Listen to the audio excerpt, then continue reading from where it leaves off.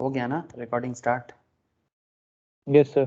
Okay sir, good morning to all of you sir and happy budget day. I hope कि आज budget start हुआ है sir. अभी बात कर रहा था मैं, तो एनुअल बजट 5 साल का, अगला 5 साल का भारत का फ्यूचर तय होगा आज कि क्या होने वाला है। ठीक है, इसमें इनकम टैक्स में भी काफ़ी सारा न्यू चीज़ देखने को मिल सकता है। I think income tax, GST में क्या करेगा आई डोंट नो, क्योंकि रिसेंट ट्रेंड में जीएसटी में थोड़ा बहुत चेंजेस आया है। लेकिन इनकम टैक्स में कुछ हो सकता है, मे बी स्लैब रेट में कुछ चेंजेस, कुछ एग्जेम्पशन रिडक्शन, ईटीसी में कुछ परिवर्तन करने का सोच रहा था।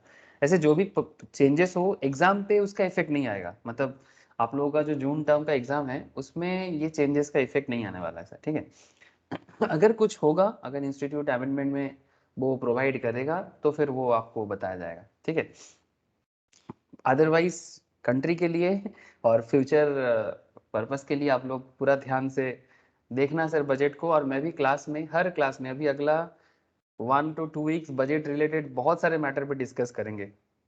हो सकता है कि मैं आपको स्पेशल बजट क्लास भी दूं, ठीक है, जहां पर सिर्फ बजट रिलेटेड मैटर हो सकता है, नहीं हर बार करते हैं, आई होप कि इस बार भी कर पाएंगे। ठीक है, तो कोई ना कोई क्लास लेंगे और उसमें बजट रिलेटेड मैटर डिस्कस भी करेंगे। ठीक है, वो जब होगा देखा जाएगा। आज इनकम टैक्स में क्या पढ़ेंगे सर? सर आज इनकम टैक्स में पिटारा में क्या है सर? आज पिटारा में है कैपिटल गेन टैक्स। सर आप लोग नाम सुने हो कैपिटल गेन टैक्स का? Yes sir. है ना। कैपिटल गेन टैक्स क्या होता है सर कि इन सिंपल कहा जाए ना, हमारे पास कैपिटल एसेट होता है। हमारे पास मतलब ऑल इंडिविजुअल्स का, कंपनीज के पास भी हो सकता है, बट क्या वो कैपिटल गेन टैक्स कब होगा, इसके लिए सबसे इंपॉर्टेंट ये समझना होता है कि कैपिटल एसेट क्या है। आई होप आप लोगों को मेरा बात समझ में आ रहा है। ठीक है, कि सबसे इंपॉर्टेंट क्या हो गया सर, कैपिटल एसेट क्या है वो समझना। अगर आपको ये समझ में आ जाए कि कैपिटल एसेट क्या है, तो फिर आपको ये भी समझ में आ जाएगा कि कैपिटल गेन कब चार्ज करते हैं गवर्नमेंट। कैपिटल गेन क्या है? अगर कोई इनकम कैपिटल गेन है, ऐसे कैपिटल का इन सिंपल अगर मैं हिंदी या बंगाली में बात करूं, कैपिटल का सिंपल मतलब क्या है? कैपिटल का मतलब होता है पूंजी, ठीक है, और एसेट का मतलब होता है संपत्ति, है ना। संपत्ति in the sense is like estate, okay. या फिर मतलब आपका कोई ऐसे पूंजी टाइप का, मतलब जिसका फ्यूचर में वैल्यू ग्रो करता है। इन सिंपल कॉमन सेंस लगाओ, ज्यादा मतलब लेमन की तरह सोचने के लिए मैं बोल रहा हूँ। ठीक है, मतलब आप लोग ये भूल जाओ कि आप लोग कोई प्रोफेशनल्स हो, 2 मिनट के लिए भूल जाओ। एक साधारण किसी भी इंसान को अगर पूछा जाए, जिनको टैक्स का कोई टेक्निकल नॉलेज नहीं हो, कॉमर्स के बारे में ज्यादा ज्ञान नहीं हो, उनके लिए कैपिटल एसेट क्या हो सकता है? उनके लिए कैपिटल एसेट वही हो सकता है जो उसके पास एक संपत्ति है और उसको बेच के फ्यूचर में उसका वैल्यू बढ़ जाता है, समय के साथ साथ उसका वैल्यू इंक्रीज होता है, जिसको हम लोग एप्रिसिएशन भी बोलते हैं, है ना। एसेट होगा तो एप्रिशिएट तो करेगा, जैसे डेप्रिसिएशन भी होता है वैसे एप्रिसिएशन भी होता है। जैसे कॉमन सेंस में आप लोगों को लग ही रहा है सर, लैंड बिल्डिंग की ही बात कर रहे हो ना। हाँ सर, लैंड बिल्डिंग की ही बात कर रहे हैं, but not just land building, इसमें आपको और भी चीजें समझना होगा कि कैपिटल एसेट अगर ये बेच के आपको इनकम होता है तो वो इनकम टैक्स में चार्ज होगा। अगर आपका इनकम जो है वो अगर लिमिट के क्रॉस करता है, जैसे कि आप लोगों को पता है कि 2.5 लाख का लिमिट है ना, 2,50,000 का, ऐसे अगर बेसिक लिमिट अगर क्रॉस कर जाता है आपको टैक्स देना है। कैपिटल गेन में ना बहुत सारा अलग अलग मैटर चर्चा हो जाएगा, क्योंकि कैपिटल एसेट बेच के जो गेन होता है वो कैपिटल गेन टैक्स है। आई होप इट्स बड़ा सिंपल बात है। कैपिटल एसेट को सेल करके, ट्रांसफर करके आपको जो गेन होगा, गेन मतलब इनकम, ठीक है, वो इनकम पे गवर्नमेंट आपसे टैक्स लेगा।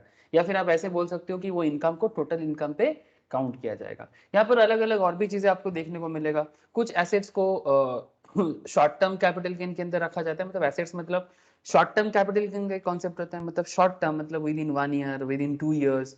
अलग अलग एसेट के बेसिस पे डिपेंड करता है कि किसको शॉर्ट टर्म बोलेंगे और किसको लॉन्ग टर्म बोलेंगे। ऐसे कॉमन सेंस में लोग ऐसे ही सोचते हैं कि विद इन 1 ईयर हो जाए तो शॉर्ट टर्म, 1 साल से ज्यादा हो जाए तो long term. But in particular capital gain के अंदर जो एसेट क्लास है, उस एसेट क्लास के हिसाब से हर चीज में 1 साल का बात नहीं है। कोई कोई एसेट है जिसमें 1 ईयर का मैटर आता है, किसी में 24 मंथ्स का मैटर आता है, किसी में 36 मंथ्स का मैटर आता है। वो आपको समझना पड़ेगा कि कौन सा एसेट है, कितना दिन उसको पकड़ के रखे हैं। पकड़ के रखना मतलब एक्वायर करके रखना, होल्ड करके रखना, जिसको हम लोग बोलते हैं होल्डिंग पीरियड। ओके, क्या बोलेंगे सर? Holding period. तो बेसिकली कितना दिन हम एसेट को होल्ड करके रखते हैं, ये सब मैटर सामने आ जाता है। और फिर उसको सेल करेंगे या ट्रांसफर करेंगे या रिलिंक्विश करेंगे या एक्सटिंग्विश करेंगे। सर ये सब क्या हो गया? सेल, ट्रांसफर, रिलिंक्विश, एक्सटिंग्विश, हाँ बताएंगे सर। इसको ट्रांसफर कहते हैं, सेक्शन 2 सबसेक्शन 47। ये समझना बहुत जरूरी है। तो बेसिकली अगर आपको कैपिटल गेन समझना है, अच्छा अलग अलग टैक्स रेट भी आ जाएगा सर। जैसे मानो शॉर्ट टर्म कैपिटल गेन का रेट अलग, लॉन्ग टर्म का रेट अलग, ठीक है। ये अलग अलग सेक्शन वाइज रेट भी चेंज हो जाता है। तो थोड़ा बहुत ना मतलब है तो सिंपल कैपिटल गेन, बट इसके अंदर भी गवर्नमेंट को अलग अलग रेट को बनाना पड़ा। तो ये थोड़ा सा कंफ्यूजिंग किसी किसी केस में स्टूडेंट्स को लग जाता है कि सर कौन से केस में कौन सा रेट लगाए, ये समझ में नहीं आ रहा है। मतलब कभी 20% लगाने के बोल रहे हैं, कभी बोल रहे हैं स्लैब में लगाओ, कभी बोल रहे हैं कि एग्जेम्प्ट कर दो, ठीक है, कभी बोलता है कि 10% कर दो। मतलब ये थोड़ा आपको समझना पड़ेगा। तो यही इस चैप्टर का मेन एरिया ऑफ फोकस है, जिसमें आपको अलग अलग कैपिटल गेन, कैपिटल एसेट्स को समझना होगा। ठीक है, ठीक है सर। ये सब मैं थोड़ा सा आपको ओवरव्यू दे रहा था। अभी एक एक करके हर एक चीज का डिटेल्स पढ़ेंगे, ठीक है। शॉर्टकट बिल्कुल नहीं अपनाएंगे, क्योंकि शॉर्टकट में क्या हो जाएगा ना, ज्ञान आधा अधूरा हो जाएगा, और आधा अधूरा ज्ञान में हम लोग भी आधा अधूरा रह जाएंगे। तो मैं एकदम डिटेल्स में स्टार्ट करूंगा, एक एक बात करूंगा। जैसे कि मैं आपको स्टार्टिंग में बोला कि अगर कैपिटल गेन को समझना है, सबसे पहले क्या समझना होगा सर? Capital asset. उसके साथ क्या समझना होगा? ट्रांसफर। ठीक है, मतलब किस चीज को ट्रांसफर मानेंगे? ट्रांसफर मतलब आज मेरे पास है, कल किसी और के पास जा रहा है। आज मेरे कंपनी का था, कल किसी कंपनी को बंद कर दिया। ऐसे बहुत सारा चीजें आ सकता है ट्रांसफर का मतलब। वो मतलब समझाना पड़ेगा आपको। नॉर्मली सेल का मतलब होता है ट्रांसफर, बट यहाँ पर मतलब थोड़ा और बड़ा है। ठीक है, सिर्फ सेल नहीं, सेल के अलावा और भी चीज है जिसको ट्रांसफर माना जाता है सर। ठीक है, तो ये कैपिटल एसेट क्या है सबसे पहले डिस्कस करूंगा, फिर बात करूंगा ट्रांसफर वगैरह क्या है। उसके साथ साथ बात करना है सर कि ये कैपिटल गेन के अंदर, जैसे कैपिटल एसेट में ही काफी समय लगेगा आज, ठीक है। और उसके बाद धीरे धीरे आपको कैपिटल गेन का कैलकुलेशन प्रोफॉर्मा, मतलब किस तरह से इसको कैलकुलेट करते हैं, कौन से प्रोविजंस को ध्यान में रखना पड़ता है, सब चीज समय लगेगा। लेकिन मजा लो सर कैपिटल गेन का, मजा लो मतलब सीखो ध्यान से, और कुछ नहीं। ठीक है, चलो सर मैं स्क्रीन शेयर करता हूँ।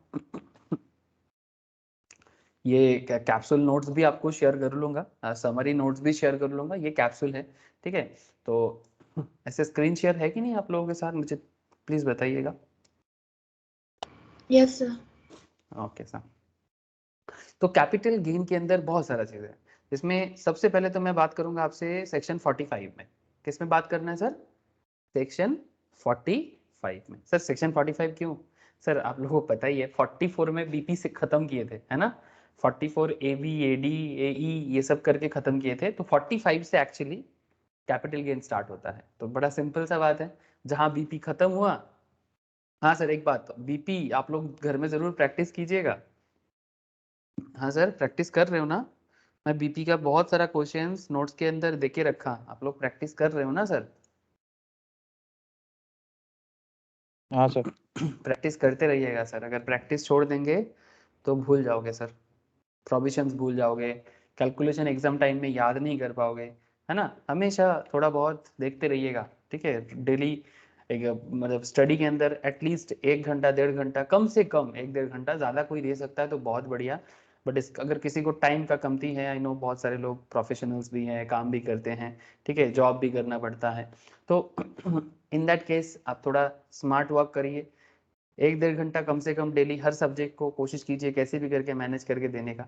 क्योंकि अगर हम सिर्फ पढ़ते रहते हैं और उसको घर में प्रैक्टिस नहीं करते, या फिर रेगुलर बेसिस में उसको गो थ्रू नहीं करते, या थोड़ा बहुत उसको होना चाहिए ना कि अगर घर में किसी भी चीज़ एक पेड़ को भी रखते हैं ना, उसको भी देखभाल करना पड़ता है, तभी उसका ग्रोथ होता है ना। आप टॉब खरीद के लाते हो पेड़ के लिए या फिर पौधा के लिए, फूल का पेड़, ठीक है, उसको भी थोड़ा पानी देना पड़ता है, तभी जाके उसका ग्रोथ होता है। ठीक है, एक बॉन्साई है मेरे घर पे, ठीक है, छोटा सा, भाई लाके दिया था, उसको भी देखा मैं, बिना मिट्टी का ही बन रहा है, घर के इंडोर प्लांट है। तो उसको भी पानी देते रहते हैं, तो थोड़ा करके ग्रोथ हो रहा है, ये यहीं पर है सर। ठीक है, तो हर चीज में थोड़ा सा पानी डालते जाइए, तो देखिएगा सब्जेक्ट का नॉलेज भी ग्रोथ होगा, और सब्जेक्ट नॉलेज के साथ साथ आप लोगों का भी ग्रोथ हो जाएगा सर। बस ये कुछ बेसिक टेक्निक है, फॉलो करने से हर इंसान को सक्सेस मिलता है सर। ठीक है, बस प्रॉब्लम यही है ना कि हम लोग सक्सेस के लिए हम लोग मोटिवेशनल वीडियो पे बहुत ज़्यादा डिपेंड हो जा रहे हैं आजकल। ठीक है, अच्छा बात है मोटिवेशनल स्पीकर का चल रहा है, लेकिन मोटिवेशनल स्पीकर्स तो सिर्फ बाहर से आपको कुछ बातें करके मोटिवेट कर सकता है, बट एक्चुअल मोटिवेशन तो अंदर से आता है सर। मतलब आपको खुद मोटिवेट होना है, कोई बाहरी पावर आपको मोटिवेट कितना कर पाएगा, this is subject to market risk. ठीक है, हो सकता है कोई मोटिवेट हो जाए और कुछ कर दे, लेकिन इन मैक्सिमम सिनेरियोज जितना मैंने देखा अपने लाइफ में भी, ठीक है, आपको अंदर से मोटिवेट होना है। तो कौन कोई बोल दिया, किसी का भाषण सुन लिए, या फिर मैंने कुछ बात कर दिया आपको, सर ने बोला था, बट इससे भी इंपॉर्टेंट है कि आप खुद से मोटिवेट होइए। खुद जितना मोटिवेट रहेंगे ना, आप करते रहेंगे सर एकदम जो चाहिए आपको। तो चलो सर, आपको कैपिटल गेन में मोटिवेशन लाना चाहिए आज। आज क्यों, अभी अगला बहुत सारा क्लास है। चार्जेबिलिटी सेक्शन है 45, ठीक है, तो बेसिकली ये 45 में ही बात करना है हमें, मतलब ये कैपिटल गेन 45 के अंदर ही है। चलो सर, एक काम करते हैं, ये सारा का सारा मैटर लिखते हुए चलेंगे। पेन एंड पेपर रेडी है ना sir? Hello, pen and paper ready कर लिए? ओके सर, ठीक है, लिखो सर लिखो। अगर किसी के पास पुराना नोट्स लिखा हुआ है वो भी लिखो सर, क्योंकि काफ़ी सारा चेंजेस आता रहता है, इसीलिए मैं बोलूँगा कि अगर किसी ने पहले कॉलेज के लिए भी, बीकॉम के लिए भी पढ़ा था, या फिर किसी पहले भी पढ़ा था, तो आप फिर से फ्रेशली लिखिए। ऐसा नहीं सोचिएगा कि मेरे पास तो पुराना नोट्स है, नहीं, टैक्स वगैरह में पुराना नोट्स का कोई कनेक्शन नहीं है। जब भी फ्रेश क्लास लिया जाएगा आप फ्रेशली उसको लिखिएगा, क्योंकि छोटा छोटा चेंज हमेशा रहता है। हाँ, ब्रॉड चेंजेस नहीं आएगा, कैपिटल एसेट को थोड़ी ना कोई रातों रात चेंज कर देगा, कैपिटल गेन का कॉन्सेप्ट थोड़ी ना कोई चेंज कर देगा, लेकिन कहीं ना कहीं छोटा मोटा इतना ऐसा चेंजेस है। लास्ट दिन एक चीज मैं पढ़ रहा था, वो 5 करोड़ की जगह 10 करोड़ कर दिया। ठीक है, तो मेरे को कोई पूछा सर ये 5 करोड़ था 10 करोड़ हो गया क्या? हम हाँ बेटा 10 करोड़ हो गया, आप उसको चेंज कर लो। ठीक है, तो ऐसे छोटा छोटा चेंजेस ना हमेशा लगा रहता है, आप चेंजेस को ध्यान में रखिएगा। ठीक है, और जो भी नया है उसी पे ध्यान दीजिएगा, बिकॉज ये बड़ा ही डायनामिक पेपर है। गवर्नमेंट इसको लेके काफी ज्यादा एक्सपेरिमेंट करते रहते हैं, सिचुएशंस वाइज चेंज करते रहते हैं। ठीक है, गवर्नमेंट एक्चुअली क्या करता है ना, कभी किसी को छूट देता है, कभी किसी को बोलता है कि ठीक है बहुत दिन हो गया आप लोगों पे बहुत ज्यादा चार्ज कर लिए, अभी थोड़ा सा आपको एग्जेम्प्ट कर देते हैं। ठीक है, तो डिपेंड करता है गवर्नमेंट का सोच है। जैसे आज बजट है, आज भी बहुत सारा ऐसा ऐसा चीज करेगा, लोग थोड़ा सा चिंता में पड़ जाएगा, कोई बोलेगा कि ये क्या कर दिया, कोई बोलेगा कि बहुत अच्छा कर दिया। ठीक है, तो ये चलता रहता है सरकार का, और हमें उसके साथ क्या करना है, बस एडजस्ट कर लेना है और कुछ नहीं। तो चलो सर, हेडिंग कीजिए कैपिटल गेन का। आप सबके लिए होमवर्क रहेगा आज, मैं पहले ही बता रहा हूँ, बजट में टैक्स से रिलेटेड जो भी बातें होंगे आप मुझे जरूर बताइएगा सर, व्हाट्सएप करके कि सर टैक्स में ये चेंजेस आया। तो मुझे क्या समझ में आएगा कि आप लोग अपडेट हो सर, अपडेटेड हो, और समय के साथ हो, पीछे नहीं चलना है। कैपिटल गेन जो बेसिकली 45 से लेके 55 तक का एरिया में डिस्कस किया गया है सर, ये कैपिटल गेन का जो ओवरऑल डिस्कशन है। ठीक है, मैं सारा का सारा सेक्शन धीरे धीरे चर्चा करूंगा सर आप लोगों से। ओवरऑल जो डिस्कशन है वो मोटा मोटी नहीं, 45 टू 55। ठीक है, अब उसके अंदर 55 का भी थोड़ा बहुत सब एरिया है। ठीक है, तो 45 से 55 ये ओवरऑल कैपिटल गेन का चर्चा का जगह है सर। ठीक है, इसके अंदर कैपिटल गेन को बोला गया है, तो थोड़ा सा लिखिए कैपिटल गेन क्या है, तो ऐसे लिखिए sir, section 45 provides that any profits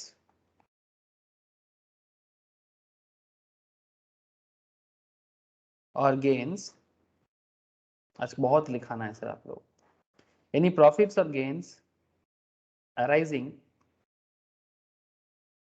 from the transfer of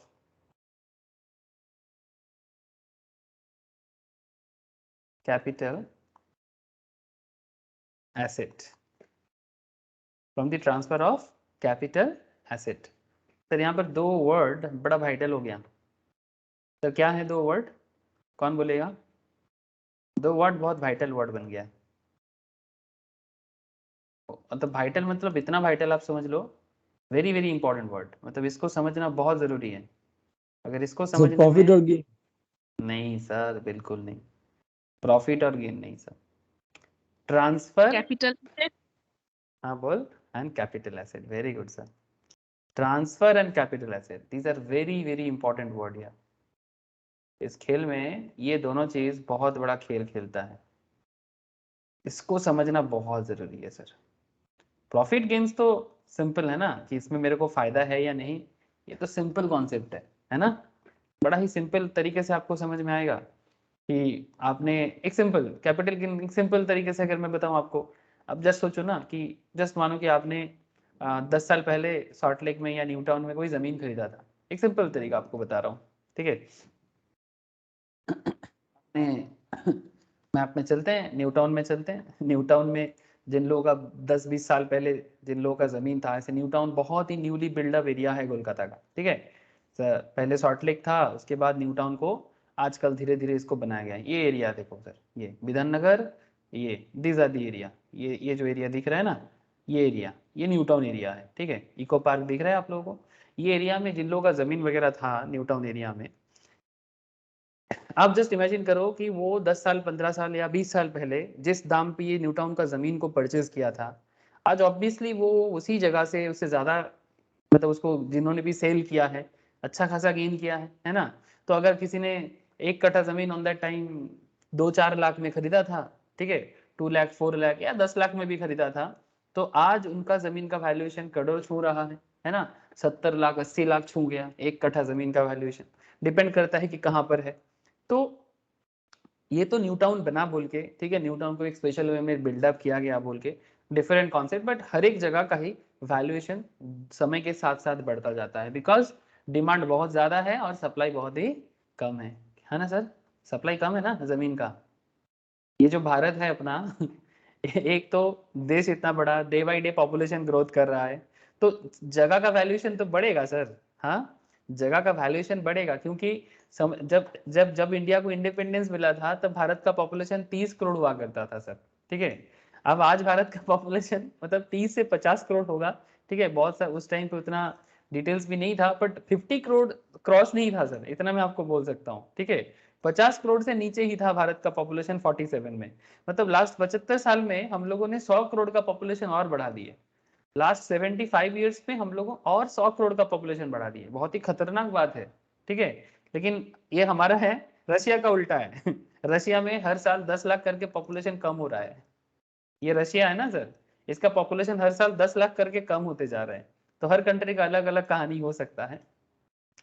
तो इंडिया में अगर पॉपुलेशन डे बाई डे बढ़ रहा है और जमीन तो आप बढ़ा नहीं सकते, उल्टा पॉलिटिक्स करके जात पात करके, हाँ सर, पॉलिटिक्स करके जात पात करके यहाँ से एक पार्ट को अलग कर दिया भारत का, ठीक है।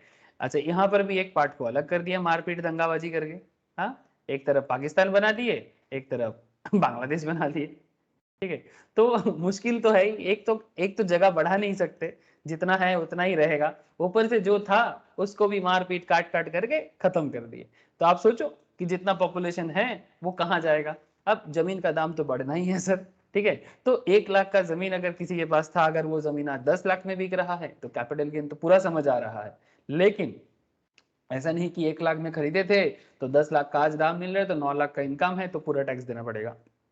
नहीं सर, वो 1 लाख का ना इंडेक्स वैल्यूएशन देखा जाता है, ठीक है। मैं आपको बताऊंगा ये इंडेक्सेशन क्या होता है, ठीक है। से फॉर एग्जांपल आपका जमीन कोलकाता में कहीं पे आपने खरीदा था कभी 1 लाख में, 1980 में, ठीक है।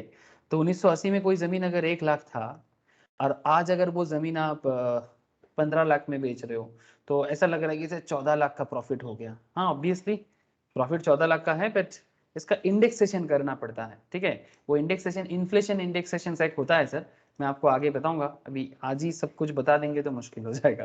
ठीक है, धीरे धीरे बात करूंगा सर कि कैसे इंडेक्सेशन टेबल चार्ट यूज करना पड़ता है, मैं आपके साथ सभी चीजें बात करूंगा सर। तो वेरी इंटरेस्टिंग टॉपिक, ये जो चैप्टर चल रहा है ना, बड़ा इंटरेस्टिंग एरिया है। तो ठीक है, लेकिन ये सब समझने से पहले ना, ये सब समझने से पहले आपको समझना होगा ट्रांसफर क्या है, आपको समझना होगा कैपिटल एसेट क्या है। सर चलो सर, तब से बोले जा रहे हो, आगे बढ़ो। ठीक है सर, आगे बढ़ते हैं। तो ट्रांसफर क्या है और कैपिटल एसेट क्या है, तो लिखो सर सबसे पहले। अच्छा, सेक्शन भी यहाँ पर पुट कर सकते हो। सेक्शन जो है ना, कैपिटल एसेट का जो सेक्शन है, इसीलिए पुट कर रहा हूँ बिकॉज ये सेक्शन वाइटल सेक्शन है, बहुत ही वाइटल सेक्शन माना जाता है। कैपिटल एसेट जो है ना सर, ये सेक्शन 2 सबसेक्शन 14 है। ठीक है, याद रखिएगा, सेक्शन 2 सबसेक्शन 14। और ट्रांसफर जो है ये सेक्शन 2 सबसेक्शन 47। ठीक है, तो ये दोनों सेक्शन में capital asset income tax act के अंदर section 2 subsection 47 and section 2 subsection 14, जो कैपिटल एसेट का मतलब कैपिटल गेन का सेक्शन तो नहीं है, देख के समझ में आ रहा है, बट कैपिटल एसेट क्या है और ट्रांसफर क्या है, ये दोनों इस दोनों सेक्शंस में बोला हुआ है। ठीक है, तो हम लोग एक एक करके बात को आगे बढ़ाते हैं। तो सबसे पहले हेडिंग कर लो,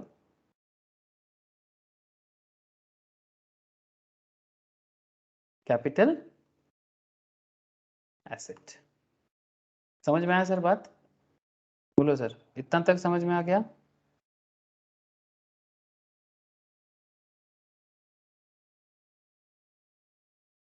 अच्छा, क्या मैंने आप लोगों को ये लिखाया कि कैपिटल गेन क्या होता है? Section 45 provides that any profits on gain arising from the transfer of capital asset is called capital gain. ये लिखो, मैं ये इज कॉल्ड लिखना भूल गया, इज कॉल्ड कैपिटल गेन। तो कैपिटल एसेट ट्रांसफर करके जो गेन होता है उसको कैपिटल गेन कहा जाता है। ठीक है, और सेक्शन 45 कैपिटल गेन के बारे में बात करता है। ठीक है, सेक्शन 45 सबसेक्शन 1 डेफिनेशंस को दिया है। ठीक है, आगे आगे ये डेफिनेशन चर्चा सब होगा। तो अभी हेडिंग क्या कर लिया सर? अभी हेडिंग कर लिया क्या कैपिटल एसेट? ओके, हाँ सर। ठीक है,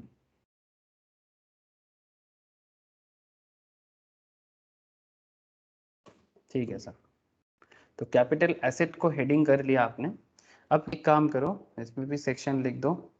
एक काम कर सकते हो आप लोग ना सर, इसको ना कॉपी को, वो क्या बोलते हैं उसको, तो ये कर लो। नॉर्मली वर्टिकल लिखते हो आप, कॉपी को जस्ट उल्टा कर लो, हॉरिजॉन्टल कर लो। ठीक है, क्योंकि मैं जिस तरह से अभी लिखाऊंगा वो थोड़ा जगह कंज्यूम करेगा आपका। ठीक है, चौड़ा में जाएगा, तो इसलिए मैं बोल रहा हूँ तो हो सके तो आप इसको ना थोड़ा सा मतलब हॉरिजॉन्टल वे में बना लो, आपको हेल्प होगा, बिकॉज मैं एक जगह में बहुत सारा चीज़ बताऊंगा, दैट इज वाई। समझ में आ रहा है ना सर? एक मिनट सर रुको, एक फ्लो चार्ट बना के मैं आपको कैपिटल एसेट के बारे में बात करूंगा। तो कैपिटल एसेट जो है सेक्शन 2 सबसेक्शन 14 में बोला गया है, और कैपिटल एसेट क्या है इसके बारे में आप एक काम करना सर, 3 एरो लगाइएगा। कितना एरो? 3 एरो। ठीक है सर, 3 एरो में पहला एरो में लिखिए, पहले फर्स्ट एरो खत्म करते हैं उसके बाद नेक्स्ट एरो में जाएंगे। Property of any kind held by an assessee, held by an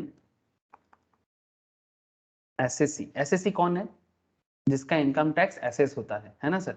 जैसे अगर आपका टैक्स असेसमेंट हो रहा है, जैसे मानो ये प्रीवियस ईयर क्या चल रहा है, असेसमेंट ईयर चल रहा है 20 नहीं सॉरी, अभी मार्च तो नहीं आया, तो 21-22 असेसमेंट ईयर चल रहा है, और प्रीवियस ईयर चल रहा है 2021। लेकिन जब आप लोग एग्जाम में बैठोगे तब सिनारियो बदल जाएगा, क्योंकि अप्रैल खत्म हो जाएगा अप्रैल मतलब 1 अप्रैल 31 मार्च खत्म हो जाएगा और अप्रैल से न्यू ईयर चालू हो जाएगा। तो आप ऐसे सोच सकते हो कि जब आप लोग एग्जाम में बैठोगे तब आपका 22-23 असेसमेंट ईयर चलेगा और प्रीवियस ईयर 21-22 चलेगा। तो जब 22-23 असेसमेंट ईयर आप लोग सोच रहे हो तो 22-23 असेसमेंट ईयर में आपने जो इनकम प्रीवियस ईयर 21-22 में इनकम किए हो, ठीक है, उसको एसेस करके इनकम टैक्स जमा होगा। तो आप कौन बन गए सर? आपका इनकम टैक्स एसेस होगा तो आप बन जाओगे एसएससी इन सिंपल। तो property of any kind, property of any kind held by an assessee, ठीक है, वेदर वेदर और not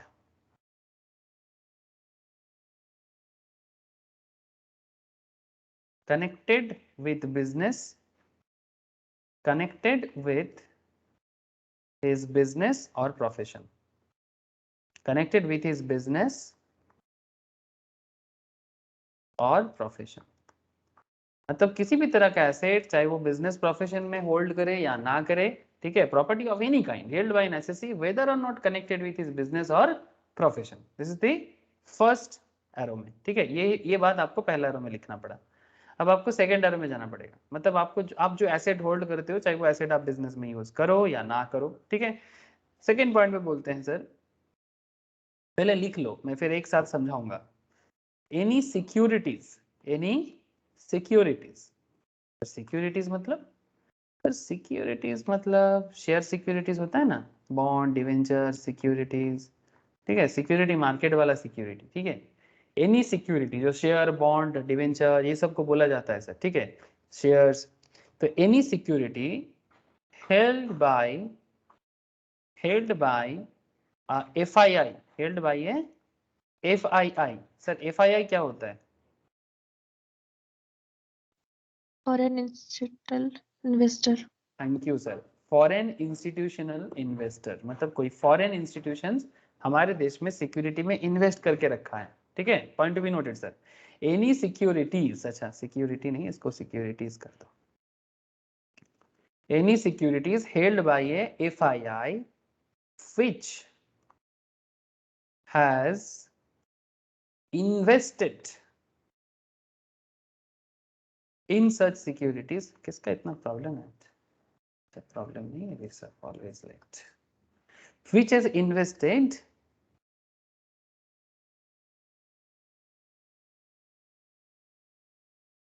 in such securities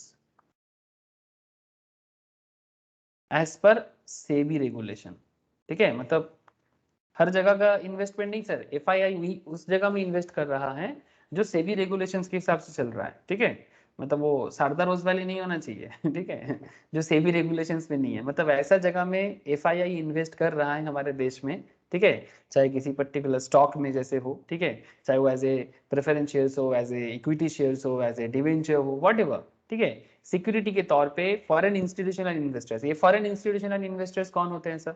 in simple foreign countries हो सकते हैं, फॉरेन म्यूचुअल फंड एजेंसी हो सकते हैं, फॉरेन पोर्टफोलियो मैनेजर्स हो सकते हैं। तो ऐसे जैसे हमारे देश में भी है ना सर एसेट मैनेजमेंट कंपनीज, जो लोग म्यूचुअल फंड क्लास आजकल कर रहे हो, ठीक है, नॉर्मली सीएस का भी है, कैपिटल मार्केट का एक पूरा एरिया, और जो लोग म्यूचुअल फंड एनआईएसएम के लिए भी पढ़ रहे हो, उनको म्यूचुअल और ऐसे भी म्यूचुअल फंड एडवाइजरी के लिए भी जो हो रहा है, वहां पर हम लोग ये सब बातें आजकल कर रहे हैं काफी ज्यादा सैटरडे वाले क्लास में। तो उसमें फॉरेन इंस्टीट्यूशनल इन्वेस्टर्स का क्या रोल पे होता है कि वो इंडियन मार्केट में इन्वेस्ट करते हैं, ठीक है। जैसे आप लोग देखोगे ना, हमारे बहुत सारा कंपनीज है जिसमें फॉरेन इन्वेस्टमेंट बहुत होता है, ठीक है, तो जैसे आप रिलायंस देख लो, टाटा देख लो, आप बहुत सारे कंपनीज है जिसमें फॉरेन इंस्टीट्यूशनल इन्वेस्टर्स का काफी ज्यादा शेयर होल्डिंग है। पेटीएम देख लो आप, ठीक है, उसमें भी फॉरेन इन्वेस्टमेंट आपको काफी दिखेगा, foreign financial institutions, foreign investors. तो वही बात कर रहे हैं sir, any securities held by a FII which is invested in such securities as per SEBI regulation. Simple बात है, एज पर सेबी रेगुलेशन, ठीक है। सेबी क्यों? बिकॉज हमारे देश में जो कंपनी इन्वेस्टमेंट वगैरह देखने का बात है ना, वो पूरा सिक्योरिटी, नाम ही तो है security exchange board of India. ये सेबी लॉ सीएस वाले को बहुत डिटेल्स में पढ़ना पड़ता है, बिकॉज ये सेबी का लॉ बहुत इंपॉर्टेंट है, कैपिटल मार्केट सेबी, और बाकी सभी को जानना पड़ता है जो share market related knowledge gather करता है। ठीक है सर, तो अभी उतना डिटेल्स में नहीं जाएंगे बिकॉज हमारा फोकस टैक्स में होना चाहिए अभी। तो any securities held by a FII which is invested in such securities as per SEBI regulations. Okay, ये हो गया हमारा दूसरा कॉलम। अब चलते हैं सर थर्ड कॉलम में। सर थर्ड कॉलम में बात करेंगे यूलिप के बारे में। यूलिप क्या होता है, कोई आइडिया सर? टीवी में ऐड देखे होंगे, any idea sir ULIP?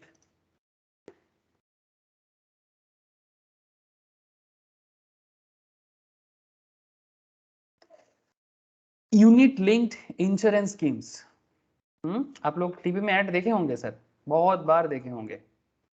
By unit linked insurance plan, ये देखो, ये आईसीआईसीआई प्रूडेंशियल हाँ एडवर्टाइजमेंट देता है ना, बहुत सारे हैं, एचडीएफसी का है, भारतीय आक्सा है, टीवी में बहुत ऐड आता है sir. Unit link insurance scheme, ठीक है, तो ये एक ऐसा इंश्योरेंस स्कीम है जो किसी ना किसी यूनिट मतलब म्यूचुअल फंड्स वगैरह जैसे है ना सर, उसके ऊपर बेसिकली इन्वेस्ट किया जाता है। ऐसे यहाँ पर आप देख सकते हो, ULIP is an insurance product that combines insurance and investment benefits. मतलब एट ए टाइम में आपको इंश्योरेंस बेनिफिट भी मिलेगा और साथ में आपका इन्वेस्टमेंट में जो गेन होता है वो भी मिलेगा in a single plan. ULIP or unit linked insurance plans offer life cover which a major benefit over the traditional wealth creation tools. It is not only helps your money grow but also protect your loved ones future from life unexpected turns. ठीक है, मतलब eight ए time में आप investment में भी grow कर रहे हो और साथ में आपका इंश्योरेंस भी हो रहा है। ठीक है, मतलब दोनों एक साथ। ठीक है, तो किस तरह से यूलिप काम वगैरह करता है ये मैं कभी बात कर लूंगा आप लोगों से। ठीक है, कि सर कैसे होता है। सर बड़ा सिंपल तरीका आपको मैं बता सकता हूँ कि ये एक तरह का फंड ही है। ठीक है, जो आप जैसे इंश्योरेंस कंपनी में लोग प्रीमियम भरते हैं वैसे ही प्रीमियम यहाँ पर भी भरना पड़ता है, लेकिन वो प्रीमियम आपका दोनों जगह में एट ए टाइम में ट्रांसफर कर दिया जाएगा, एक बार चला जाएगा वो। चलो यहाँ पर थोड़ा बोला हुआ है, आपको मैं बता ही देता हूँ। ULIP is both an insurance policy and an investment. The policy specifies a death benefits. The amount the nominee will be paid if the policy holder passes away. मतलब पॉलिसी होल्डर अगर गुजर जाते हैं तो उनके जगह में मतलब जिसको नॉमिनी करके रखते हैं उनको मिल जाता है during the term of an ULIP. ठीक है, in addition if the policy holder survives the term of the ULIP, अगर जितना दिन का यूलिप है अगर सर्वाइव कर जाते हैं, ही और she can get the maturity value of the ULIP. This will be the amount generated by the ULIP investment in equity और डेब्ट। ठीक है, मतलब वो कहाँ इन्वेस्ट करते हैं, स्टॉक मार्केट में इन्वेस्ट करते हैं, थ्रू म्यूचुअल फंड भी हो सकता है, और डेब्ट मार्केट में भी। डेब्ट मतलब बॉन्ड डिवेंचर्स का मार्केट होता है सर, उसमें भी इन्वेस्ट करते हैं, जो गवर्नमेंट सिक्योरिटीज होते हैं या प्राइवेट कंपनीज का भी बॉन्ड डिवेंचर्स होते हैं। It's a purely stock market and mutual fund discussions के अंदर आ जा रहा है। बट इन सिंपल कहा जाए तो मार्केट में जैसे प्रोडक्ट होते हैं, फाइनेंशियल इंस्ट्रूमेंट होते हैं, आपको इक्विटी में इन्वेस्ट करना चाहिए, आपको बॉन्ड में इन्वेस्टमेंट करना चाहिए। ठीक है, तो इस तरह से म्यूचुअल फंड भी बनाया जाता है। ठीक है, मतलब म्यूचुअल फंड कैसे बोलते हैं देखना, कि म्यूचुअल फंड में बैलेंस फंड है, मतलब थोड़ा इक्विटी में इन्वेस्टमेंट, थोड़ा डेब्ट में इन्वेस्टमेंट। ठीक है, इक्विटी में ग्रोथ ज्यादा, रिस्क हाई। ठीक है, डेब्ट में ग्रोथ कम बट रिस्क लो, इस तरह का। तो policy holder is typically allowed to choose ULIP funds and asset classes to generate these returns. This is the investment component of an ULIP. Note that even if the value of ULIP investment falls below the sum assured specified in the ULIP, the policy holder's nominee will be paid the death benefit specified. ठीक है, अभी उतना जरूरी नहीं है समझना। ठीक है, लेकिन सर यहाँ पर ULIP एक बहुत ही इंपॉर्टेंट कॉन्सेप्ट था, इसलिए मैंने आपको थोड़े ULIP रिलेटेड पॉइंट बता दिए। बाकी आप बाद में ULIP रिलेटेड जो सर्वे रिसर्च करना है करते रहना। ठीक है, तो क्या बात निकल के आया सर, ये जो यूलिप है, ठीक है, यूनिट लिंक्ड इंश्योरेंस प्रीमियम है सर, ये यूलिप के बारे में कुछ इंपॉर्टेंट पॉइंट यहाँ पर कैपिटल एसेट में बोला गया है, तो सुनो क्या है। ठीक है, सुनो यूलिप की कहानी।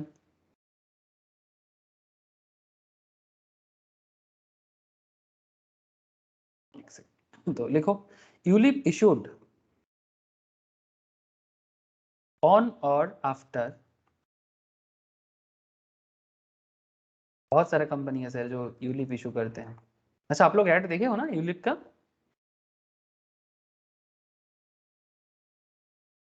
क्या रे, कोई कुछ बोल नहीं रहा, नहीं देखा क्या?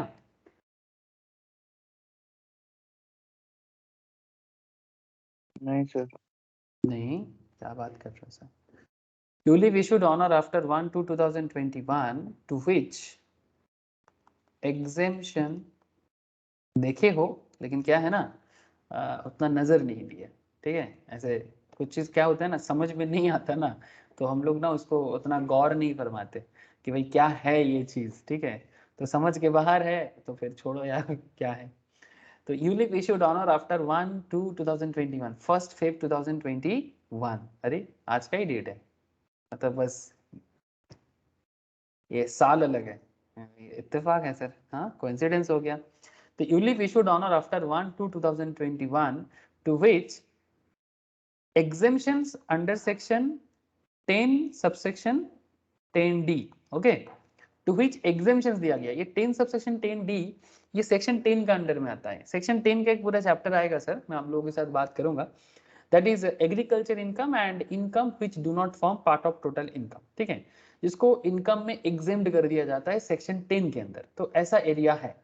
तो ULIP issued on or after 1/2/2021 to which exemptions under section 10 subsection 10D does not apply, okay,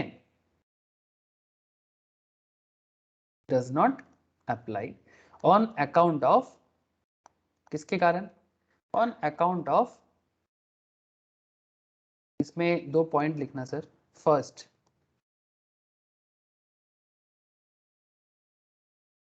premium payable, premium देना पड़ेगा ना सर, हेलो, प्रीमियम तो देना पड़ेगा।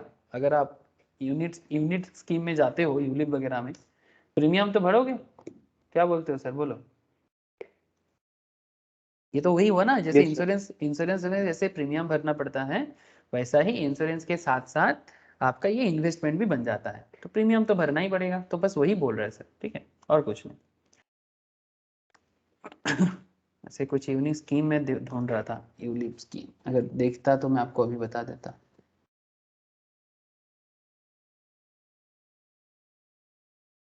Kotak life, ULIP plan, ICICI Pru, बहुत सारा है। हाँ।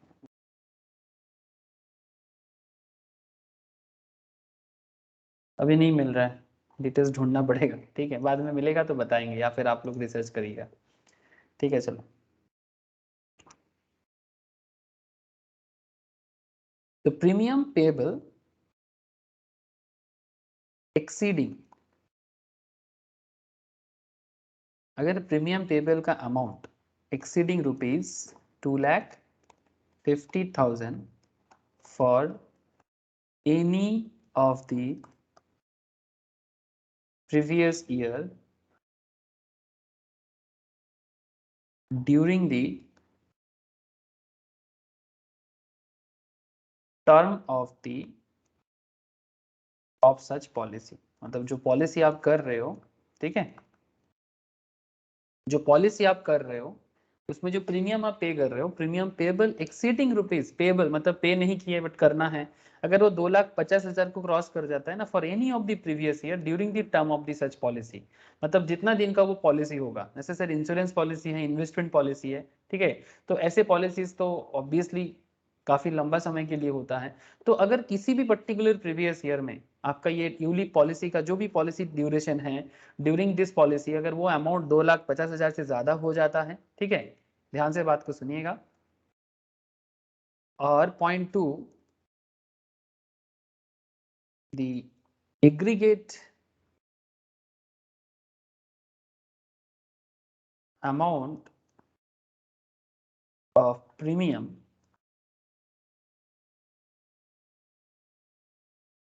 exceeding ₹2,50,000 in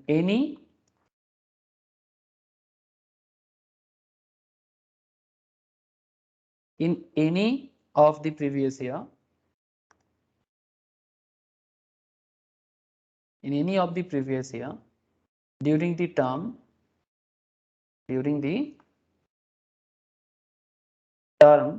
of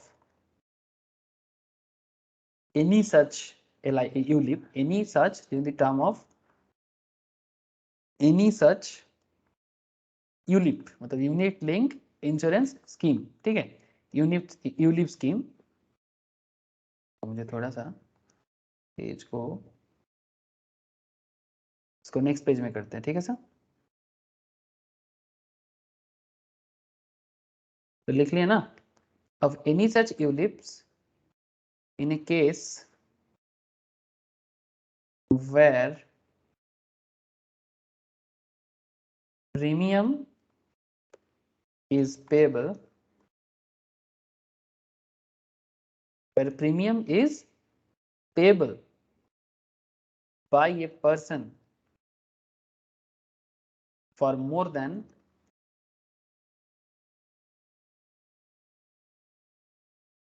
one ULIP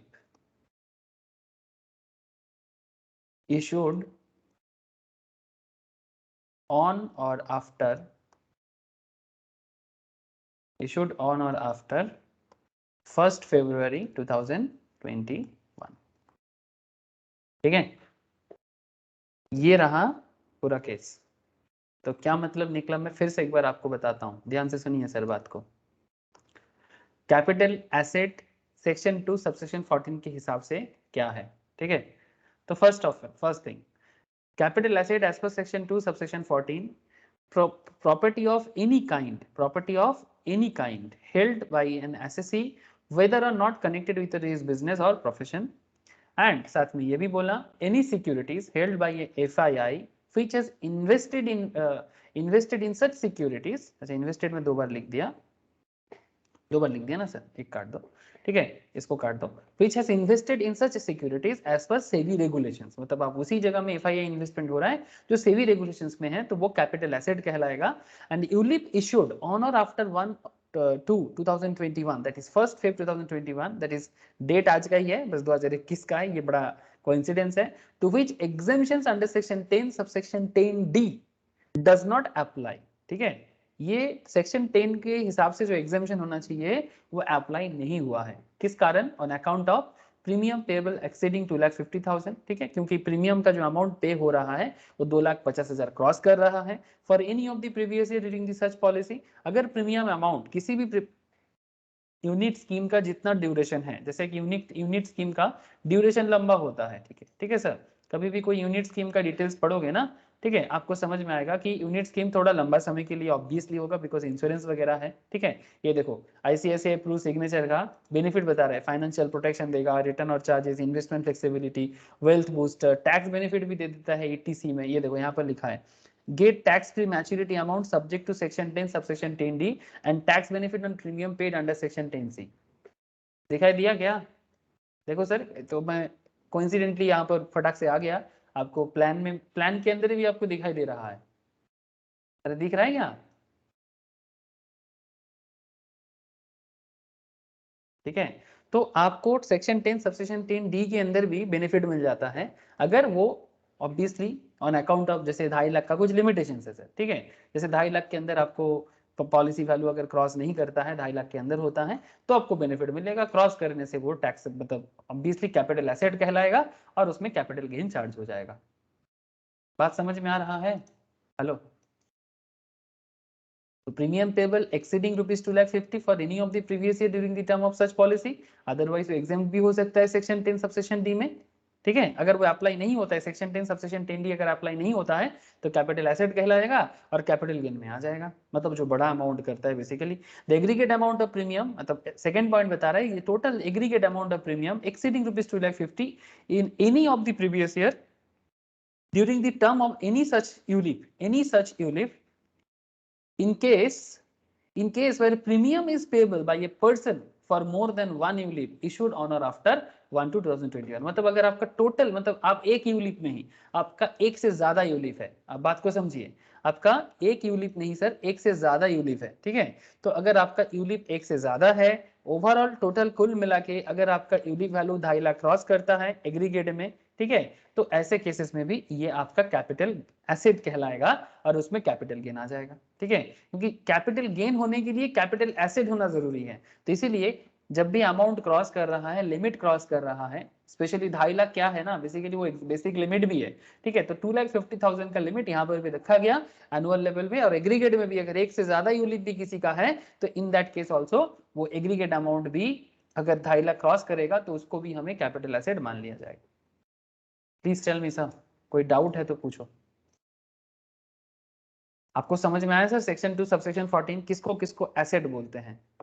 any asset, सबसे पहले बात, property of any kind held by an assessee, किसी भी तरह का एसेट, वो इधर connected with business or not, any securities held by FII, ये दोनों पॉइंट आपको थोड़ा ध्यान में रखना पड़ेगा, specially second arrow and third arrow, because ये थोड़ा हटके पॉइंट है। एक में आपको एफआईआई का सेबी के अंदर इन्वेस्टमेंट के बाद में बात किया है, और यूलिप के अंदर आपको थोड़ा डिटेल्स में बोला गया है।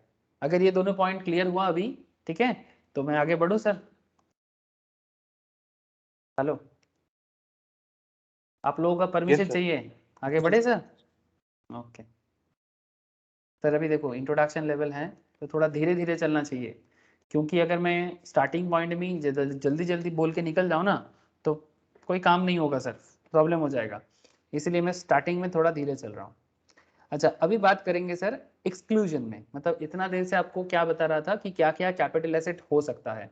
इसमें तो पहला पॉइंट था एनी काइंड ऑफ एसेट्स, ठीक है।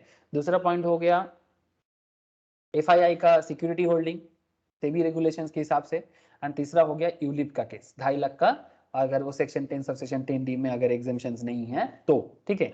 तो ये कैपिटल एसेट हो गया, लेकिन अभी आपसे बात करना चाहिए ना सर कि इसमें एक्सक्लूड क्या होता है। तो लिखिए एक्सक्लूजन, कैपिटल एसेट क्या नहीं है, ठीक है।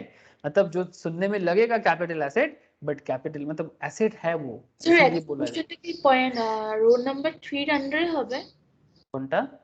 এক্সক্লুশনটা কি রোড নাম্বার 3 এর আন্ডারে হবে?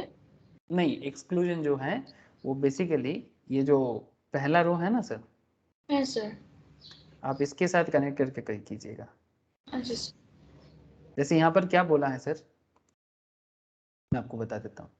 ये जो पॉइंट यहाँ पर बोला ना, प्रॉपर्टी ऑफ एनी काइंड, है ना, point to be noted sir, ये क्या बोला है, प्रॉपर्टी ऑफ एनी काइंड, है ना। यहाँ पर तो बोल दिया any kind, but any kind बोलने के बाद क्या बोल रहा है, एक्सक्लूजन, ठीक है। पहले बोल दिया एनी काइंड, अब उसके अंदर क्या क्या एक्सक्लूड हो सकता है, एनी काइंड में सब कुछ नहीं आएगा, ठीक है। तो एनी काइंड के अंदर क्या क्या एक्सक्लूड है उसका डिटेल्स अभी मैं आपको बोलने वाला हूँ, ठीक है सर। तो एक्सक्लूजन कहाँ एरो करना है, वेरी गुड क्वेश्चन सर, ऐसे भी मैं बताने वाला था, तो अच्छा कर दिया तुमने पूछ भी लिया। तो एक्सक्लूजन कहाँ लिखना है, आपने लिख लिया ना। तो अभी एक्सक्लूजन में प्लीज यहाँ पर भी एरो बनाइए, और चलिए मेरे साथ साथ एक्सक्लूजन की सवारी करने कि क्या क्या चीज इसके अंदर नहीं आएगा, ठीक है। तो first sir, stock in trade. Stock in trade क्या है?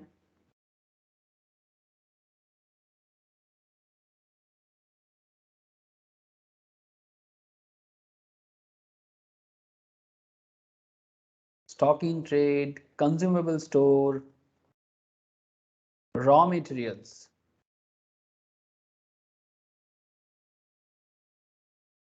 रॉ मटेरियल्स, फिर आ जाएगा आपका मतलब रॉ मटेरियल्स किस चीज का, held for business or profession, business or profession. तो बात क्या निकला सर, बात ये निकला कि आप जिस चीज का धंधा करते हो सर, थोड़ा सा मैं ये वर्ड यूज करता हूँ ओनली फॉर रिमेम्बरिंग पर्पस, धंधा is a very catchy word, sound bad but बड़ा कैची है वर्ड, ठीक है।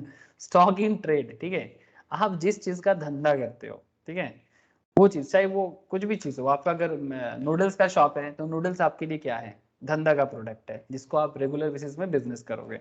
अगर आप बिस्किट्स का बिजनेस करते हो, अगर आप कोयला का बिजनेस करते हो, जो भी चीज है, ठीक है, अगर आप लकड़ी का बिजनेस करते हो तो स्टॉक इन ट्रेड, इवन आप बिल्डिंग का बिजनेस करते हो, point to be noted sir, मतलब बिल्डिंग बनाते हो बेचते हो, बनाते हो बेचते हो, तो आपके लिए बिल्डिंग क्या हो जाएगा, जैसे डीएलएफ, हाँ रिसेंटली काफी अच्छा प्रॉफिट भी किया, स्टॉक मार्केट में भी काफी ग्रोथ दिया है डीएलएफ, काफी दिनों से चुप था, हाँ जो लोग खबर रखते हो शेयर मार्केट का, ये एक प्रॉपर्टी बनाने वाले कंपनीज हैं, है ना।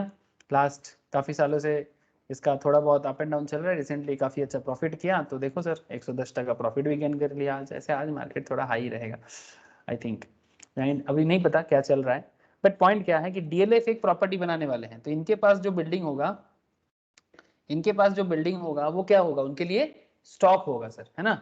डीएलएफ के पास जो बिल्डिंग होंगे वो, क्योंकि ये प्रॉपर्टी डीलर है, प्रॉपर्टी बनाते हैं, है ना, डीएलएफ का बहुत सारा प्रोजेक्ट चलता है इधर उधर, तो ये इसके लिए क्या है, स्टॉक है। जैसे लोगों के लिए जो बिस्किट्स बेचते हैं उसके लिए जैसे बिस्किट स्टॉक है, इसके लिए बिल्डिंग स्टॉक है, इन सिंपल, ठीक है, इतना समझो अभी। तो स्टॉक इन ट्रेड का मतलब हम जिस चीज का क्या करते हैं सर, हम जिस चीज का धंधा करते हैं, सिंपल बात है। तो stock in trade capital asset में नहीं आएगा, लेकिन सर अगर कोई इंडिविजुअल का बात करें, जैसे अगर कोई बिल्डिंग, जैसे मैं प्रॉपर्टी डीलर नहीं हूँ, अगर मेरे पास कोई बिल्डिंग होगा तो मेरे लिए एसेट बन जाएगा, ठीक है। सिमिलरली अगर आप किसी चीज का बिजनेस नहीं करते हो तो वो अलग बात, लेकिन स्टॉक इन ट्रेड मतलब जिस चीज का हम ट्रेडिंग करते हैं, बाइंग सेलिंग करते हैं। कंज्यूमेबल स्टोर्स मतलब जो हम हमारे घर में कंज्यूम करने के लिए होते हैं, ठीक है, दुकान में होते हैं कंज्यूम करने के लिए। And raw materials held for business or profession. आपका जो भी बिजनेस है उसमें रॉ मटेरियल लगता है ना। चाहे आप अगर आप कोई फैक्ट्री चलाते हो तो फैक्ट्री में रॉ मटेरियल, ठीक है। जैसे फैक्ट्री में आयरन ओर, ठीक है, ऐसे आयरन ओर तो एसिड है, ठीक है। जैसे मैं आपको दिखाता हूँ sponge iron factory, sponge iron factory देखोगे ना, एक्चुअली आजकल sponge iron factory west Bengal में बड़ा चल रहा है सर। क्या बोलेंगे, आयरन ओर फैक्ट्री।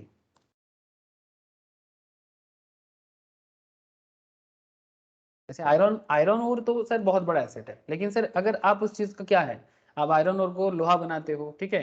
जैसे आयरन ओर इस तरह से पड़ा रहता है सर फैक्ट्री में, ठीक है। आयरन ओर को आप गर्म करते हो, फिर उससे लोहा बनाते हो, स्टील का पात बनाते हो। तो फैक्ट्री का जो भी रॉ मटेरियल्स होगा वो तो सर कॉमन सेंस है, वो स्टॉकिंग ट्रेड का ही पार्ट एक तरह का बन जाता है। तो उसको हमें क्या नहीं करना चाहिए, उसको भी हमें कैपिटल एसेट नहीं मानना चाहिए, ठीक है। स्टॉक मतलब एनी काइंड ऑफ एसेट्स के अंदर वो भी एसेट है ऑब्वियसली, अगर अकाउंट्स के नजर से देखो तो वो करंट एसेट्स है ना, लेकिन ये कैपिटल एसेट नहीं, ठीक है सर। तो stock in trade, consumable stores, raw material sale for business and professions, ये सब क्या हो जाएगा, एक्सक्लूड हो जाएगा, ठीक है सर। और भी चीजें एक्सक्लूड होता है क्या, हाँ सर और भी चीजें एक्सक्लूड होता है, चलो ध्यान दो थोड़ा सा। देखो नेक्स्ट सर, नेक्स्ट पॉइंट में आ जाएगा sir personal effects. Sir personal effects क्या होता है, पर्सनल इफेक्ट्स क्या होता है, सर लिखिए, लिखिएगा हाँ सर, पर्सनल इफेक्ट, सही वर्ड यूज कीजिएगा सर। पर्सनल इफेक्ट्स का मतलब होता है जैसे कि ब्रैकेट में लिख दीजिए, that is movable property, movable property, ठीक है, movable property including wearing apparel,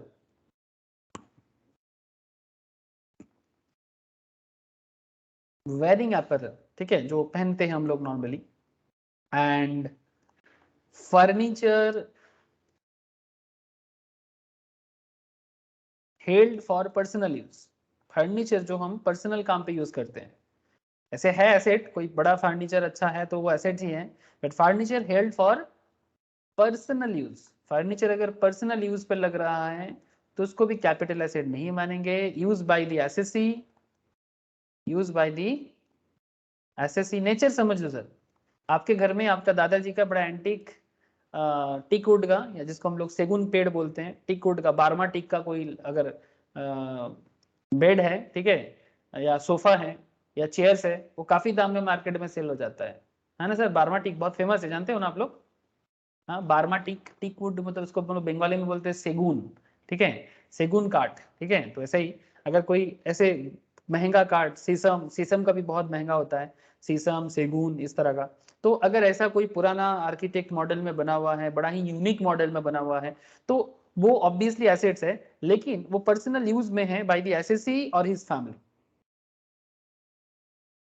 तो अगर फैमिली और एसएससी उसको यूज करते हैं पर्सनल लेवल में, तो उसको एसेट नहीं मान, मतलब उसको कैपिटल एसेट नहीं मान सकते, ठीक है। इसलिए यहाँ पर बोल दिया personal effects, that is movable property including wearing apparel. ऐसे हम लोग नॉर्मली हमारे वेयरिंग अपैरल होते हैं सर, जैसे बड़े बड़े जैसे लोग नॉर्मली जैसे शादी का जो जोड़ा वगैरह होता है या फिर जो लहंगा साड़ी होते हैं, उस पर भी काफी सारा हम लोग डिजाइनर वर्क देखते हैं, ठीक है, जो काफी महंगा होता है। कई बार हम लोग उसके अंदर थोड़ा ज्वेलरी इफेक्ट भी हल्का फुल्का देते हैं, ठीक है, तो काफी महंगा भी बन जाता है कोई कोई वायरिंग अपैरल। तो इस तरह का जो भी है जो पर्सनली यूज होता है उसको कैपिटल एसेट ट्रीटमेंट नहीं किया जाता, ठीक है।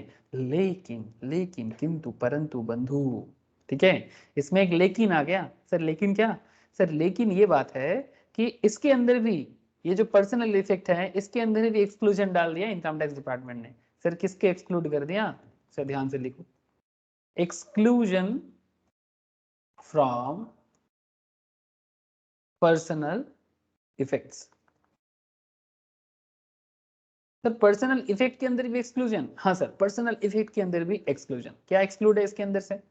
सर इससे एक्सक्लूड कर दो, जैसे मानो कि सर ज्वेलरी, मतलब जो ठोस ज्वेलरी होता है ना, ज्वेलरी बहुत ही वैल्यूएबल होते हैं सर सभी के पास, हीरा सोना मोती, हाँ क्या क्या सब ज्वेलरी हो सकता है सर जिसका वैल्यूएशन है, हीरा पन्ना मोती बहुत सारा होता है सर, गोल्ड, गोल्ड तो है ही, ठीक है। तो ज्वेलरी जो है ना वो पर्सनल इफेक्ट में है बट एसेट है सर, ठीक है, पर्सनल एसेट्स है बट, मतलब एसेट्स है, पर्सनल यूज में होता है बट एसेट माना जाएगा।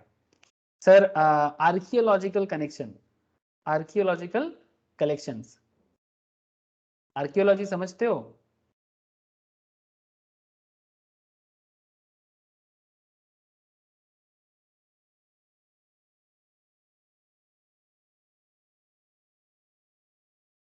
सर पुरातत्व आर्कियोलॉजी, अरे अपने उत्तर प्रदेश में सिनावली बोल के एक सभ्यता मिला है, खबर है आप लोगों को?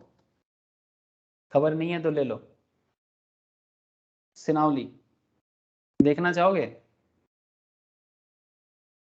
ये है सिनावली, ये सिनावली सर एक सभ्यता मिला है, 2005 में मिला था बट रिसेंटली उसमें और ज़्यादा मतलब काम किया गया आर्कियोलॉजिकल सर्वे ऑफ इंडिया की तरफ से।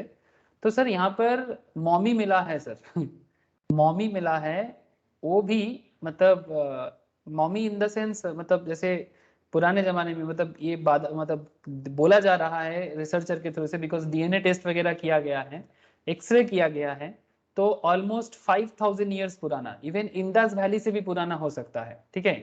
एक चैरियट भी मिला है, मतलब वो जो घोड़ा में सवारी करने का जो होता था ना पुराने जमाने में युद्ध करने के लिए, ठीक है, इस तरह का काफी सारा चीजें मिला है। ये चैरियट दिख रहे sir, archaeological site of Sinauli, ये चैरियट है सर, जो रथ होता था ना वो रथ।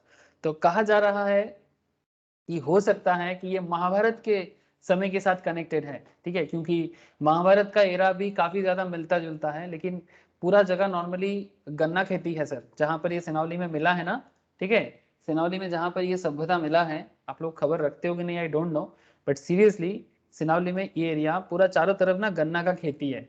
तो अगर इस एरिया को ऐसे देखो, खनन कार्य करने के लिए काफी समय लगता है, ठीक है, इस तरह का चैरियट मिल रहा है सर, ठीक है। तो ये देखना पड़ेगा अभी कि ये किसका है, उस जमाने में कौन था, कौन राजा हुआ करते थे, यूपी एरिया में रहता था, इवन इंडस वैली से भी काफी बेहतरीन चीजें मिल रहा है, मतलब और डेवलप्ड, मतलब इंडस वैली से भी डेवलप्ड और भी ज्यादा अच्छा, ठीक है। आई होप आप लोग देख रहे हो, ये सब आर्कियोलॉजिकल सर्वे का जो भी प्रोडक्ट है ना काफी वैल्यूएबल है सर, काफी वैल्यूएबल, इवन इसका घड़ा, ठीक है, सोना का चीज भी मिला है जो हाथ में पहनता था ना, हाथों में, इवन युद्ध करने के लिए जो लड़ाई लड़ता था, ठीक है। इसके ऊपर एक डिस्कवरी में एक ये भी हुआ है सर, सीक्रेट्स ऑफ सनावली, जिसमें ये मनोज बाजपेयी डॉक्यूमेंट्री है, आप लोग चाहो तो देख सकते हो, डिस्कवरी प्लस में हुआ है।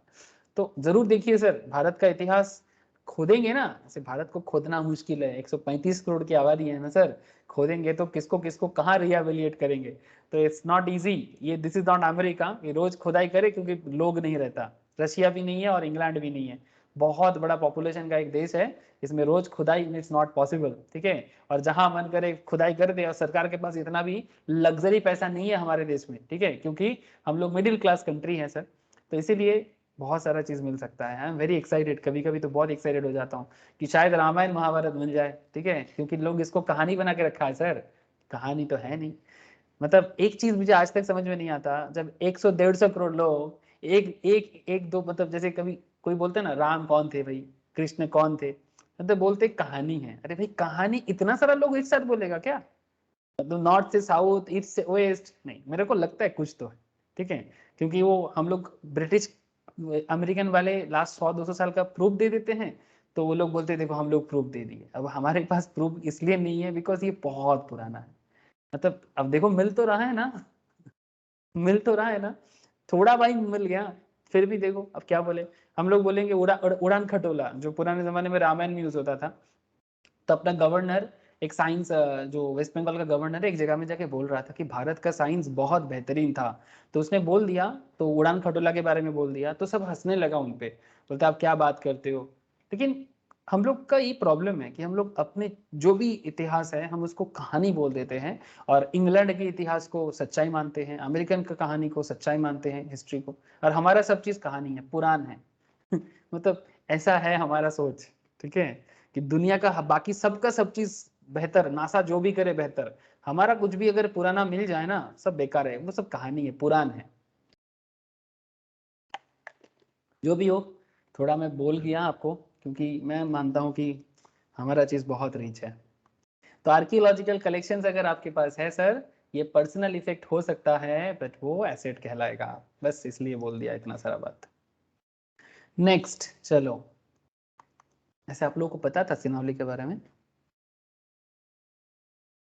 नहीं सुना सर। था क्या? सर देखिएगा सर, बड़ा सर रोमटे खड़ा हो जाएगा आप लोगों का, इतना मैं बोल सकता हूँ। डरावनी कुछ नहीं है, मतलब कहने का मतलब है कि इतिहास क्या है आप सोचेंगे ना, मतलब हम लोग बचपन में इंदास वैली सिविलाइजेशंस का बात करते थे, मोहनजोदाड़ो का बात करते थे, हाँ, लेकिन आपको पता चलेगा कि अभी रिसेंट ट्रेंड में भी ये सब निकल के आ रहा है। वो चैरियट को लेके बहुत बात हो रहा है। कोई बोल रहा है कि जो लोग बेसिकली मानते नहीं है, वो लोग बोलते नहीं बैलगाड़ी है, ठीक है, मतलब वो काव का जो गाड़ी होता था, कोई बोल रहे नहीं नहीं ये घोड़ा का ही है, हल्का है। तो झगड़ा चल रहा है अभी। अच्छा ड्राइंग्स, हाँ सर ड्राइंग्स पर्सनल इफेक्ट तो है, पर ड्राइंग्स बहुत महंगा बिकता है ना। अगर आपके पास पाब्लो पिकासो का ड्राइंग्स है, आप समझ सकते हो ना कितना महंगा होगा। हो सकता है पर्सनल इफेक्ट्स, बट उसको भी income tax department capital assets के अंदर ट्रीट कर लेगा, ठीक है। अच्छा ड्राइंग्स, और क्या हो सकता है सर? सर पेंटिंग्स और स्कल्पचर्स, ठीक है सर। और क्या हो सकता है sir? Any work of art, work of art, art का वैल्यूएशन बहुत होता है अगर प्रॉपर चीजें हो, ठीक है। ट्राइबल वर्क ऑफ आर्ट का भी बहुत वैल्यूएशन होता है। तो एनी वर्क ऑफ आर्ट, अगर वो वर्क, मतलब ये सब चीजें हैं, हो सकता है पर्सनल इफेक्ट्स हैं, पर्सनल इफेक्ट होने से कैपिटल एसेट नहीं मानेंगे, पर पर्सनल इफेक्ट होने के बावजूद भी jewellery, archaeological collections, drawings, paintings और sculptures, any work of art, ये सब क्या बन जाता है? ये सब कैपिटल एसेट बन जाता है। तो लिख दो, यहाँ पर एक काम करते हैं, इसको थोड़ा सा एक साथ कर देते हैं, जस्ट अ सेकेंड। ये सभी चीजें एक्सेप्शनल्स में आ गया sir,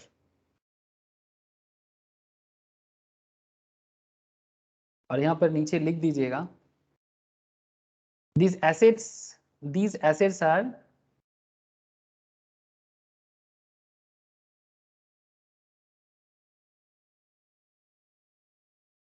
capital asset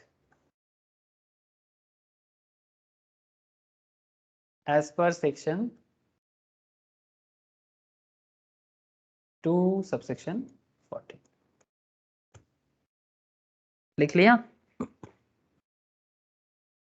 yes sir. बोलिए, बोलिएगा सर, सबका हो गया लिखना? है दादा। Yes sir. ओके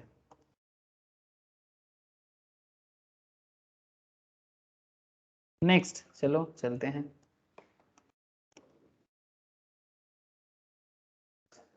सर अभी बात को आगे बढ़ाते हैं, उसी पॉइंट में चलेंगे। ये जो एक्सेप्शन चल रहा ना, एक्सक्लूजन जो चल रहा था, एक्सक्लूजन में चलना है। एक्सक्लूजन में आगे लिखिएगा, एक्सक्लूजन में आगे लिखिएगा सर, रूरल एग्रीकल्चरल लैंड। क्या लिखेंगे? Rural agricultural land. सर बात को ध्यान से समझिएगा, अगर आप लोग का कोई गांव में जमीन है, अगर गांव का जमीन को बेच के आपको अगर कैपिटल गेन होता है, वो कैपिटल गेन नहीं होगा। गेन होगा, हो सकता है आपने गांव का जमीन करोड़ों में बेच दिया, ठीक है, फर्क नहीं पड़ता कितना वैल्यूएशन में बेच रहे हो, डजेंट मैटर, ठीक है। लेकिन हाँ, गांव का जमीन किसको मानेंगे इसका एक अलग ना डेफिनेशन है, ठीक है। रूरल एग्रीकल्चर, ऐसे बहुत सारा जगह आज भी ऐसे नॉर्मल इंडिया में गांव का मतलब क्या है? हाँ सर, कॉमन सेंस में व्हाट इज गांव इन इंडिया? बोलो ना, गांव का मतलब क्या है? जहाँ हरा भरा खेती हो, ऐसा?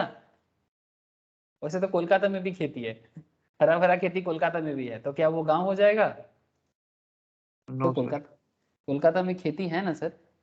चलो यस आपको सर। मैं हाँ, धापा, धापा जाओगे? ये देखो सर, साइंस सिटी के ऑपोजिट में, ठीक है, आईटीसी रॉयल बंगाल के ऑपोजिट में सर, क्या बड़ा बड़ा खेती है सर। हाँ, ये देखो खेती हो रहा है, तो क्या ये गांव हो जाएगा? पालक पालक नो लगा है सर, पालक और मूला लगा हुआ है, जाओ उतर के खा लो। ये देखो सर, ये अपना वो क्या है, क्या नाम है रे इसका, भूल गया, बड़ा अच्छा प्रोजेक्ट है देखने में बड़ा मजा आता है, रोशनी को पता होगा। ये बिल्डिंग का नाम क्या है, भूल गया सर। साउथ क्या नहीं, साउथ में नहीं रे बाबा, ये ओ आईटीसी रॉयल बंगाल के पास है। आईटीसी रॉयल बंगाल के बगल में है, ये पुराना आईटीसी हाँ है, सर, पुराना। ऐसा डूबी थ्री जब तक पड़े सर दाना हाँ रूबी, हाँ रूबी से पहले आता है। होने का मुझे नाम भूल गया। ये मेरे बिल्डिंग से दिखता है, आसमान क्लियर रहने से मैं देखता हूँ रोज इस बिल्डिंग को ठीक है, ठीक है सर। तो ये देखो, ये यहाँ पर भी तो खेती हो रहा है, तो क्या इसको गांव बोल देंगे? Point to be noted. तो ऐसा नहीं सर, गांव का मतलब अलग है, ठीक है, तो आपको मुझे बताना होगा कि गांव का मतलब क्या है, ठीक है।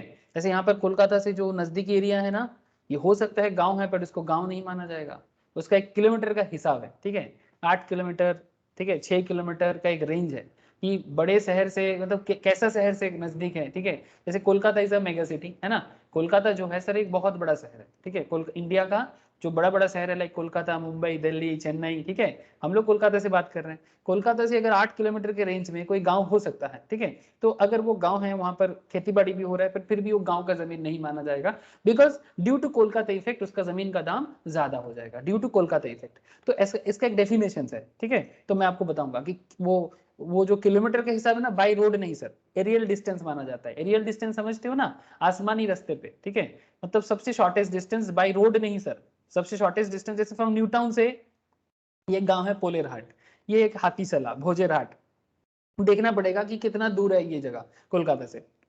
अगर 8 किलोमीटर रेंज, 6 किलोमीटर रेंज के अंदर आ जाता है, तो फिर वो गांव होके भी गांव नहीं माना जाएगा, ठीक है। नॉर्मली गांव का मतलब क्या समझते हैं, जो पंचायत एरिया होता है। क्या होता है सर? पंचायत एरिया, ठीक है। पंचायत मतलब म्यूनिसिपैलिटी नहीं, हाँ सर, पंचायत मतलब नॉट म्यूनिसिपैलिटी। सरपंच होते हैं, बाकी जगह में सरपंच बोलते हैं, हमारे यहाँ पर पंचायत प्रधान होते हैं, ठीक है। तो बहुत सारा, ये ज्यादातर तो गांव ही है ना सर, ठीक है। तो वो गांव का जमीन अगर आपके पास है यार, उसको बेच के आपको गेन हो रहा है, तो क्या वो कैपिटल गेन होगा? ठीक है, तो इसको लेके नॉर्मली एक सिंपल मैटर है, गांव का जमीन अगर कैपिटल एसेट ही नहीं है, तो फिर कैपिटल गेन क्यों होगा? क्या बात समझ में आया सर? अगर गांव का जमीन कैपिटल एसेट से ही बाहर है, तो फिर उसको कैपिटल गेन क्यों बोलेंगे, ठीक है। लेकिन रूरल एग्रीकल्चरल लैंड का एक डिटेल्स बात करेंगे कुछ देर बाद, रुक जाओ, अलग से बताएंगे, ठीक है। अच्छा, एक्सक्लूजन में रूरल एग्रीकल्चरल लैंड हो गया, और क्या आ सकता है रूरल एग्रीकल्चरल लैंड छोड़ के एक्सक्लूजन के अंदर? लिख लो सर।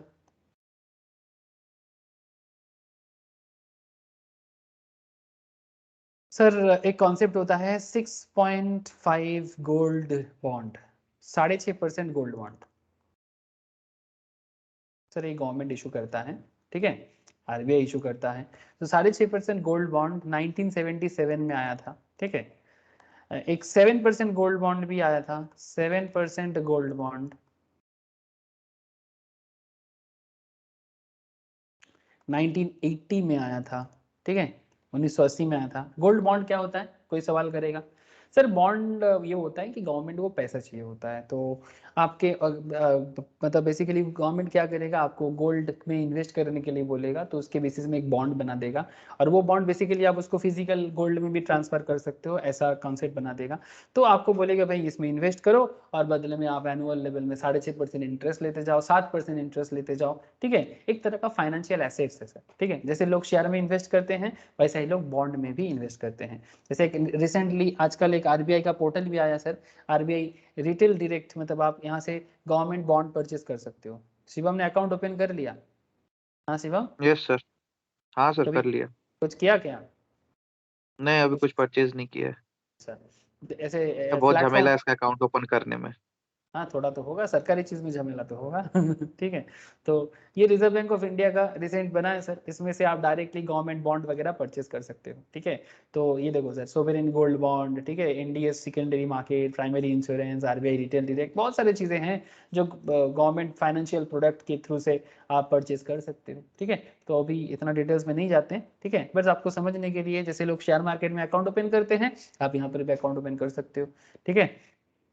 ओके तो जस्ट आपको बता दिया। तो अभी क्या है, तो ऐसा ही कुछ बॉन्ड वगैरह पहले जमाने में होता था। 1977 में 6.5% gold bond, 7% gold bond 1980s के टाइम पे होता था। National defence gold bond, national defence मतलब ये भी उसी तरह का बात हो गया। मतलब ये सरकार क्या करता है ना, हमारे डिफेंस दफ्तर को चलाने के लिए, देश को संभालने के लिए गोल्ड बॉन्ड इशू करता है, नेशनल डिफेंस गोल्ड बॉन्ड, ठीक है। सरकार को पैसा चाहिए होता है, हमसे पैसा लेते हैं और बाद में हमें इंटरेस्ट प्रोवाइड करते हैं। तो नेशनल डिफेंस गोल्ड बॉन्ड 1980 में एक आया था, स्पेशल बियरर बॉन्ड 1980 में। अच्छा ये जो डिफेंस गोल्ड बॉन्ड, अच्छा 1980 का स्पेशल बियरर बॉन्ड 1980 में ही आया था डिफेंस गोल्ड बॉन्ड। एक सेकेंड सर, ये डिफेंस गोल्ड बॉन्ड 1980 का था, जस्ट अ सेकेंड, और इसमें एक कॉमा देके बना लो, special bearer bond, special bearer bond मतलब जिसके पास होगा उसका, ऐसा था concept. Special bearer bond issued by, ये 1991, ठीक है, स्पेशल बियरर बॉन्ड 1991 का था, issued by the central government, issued by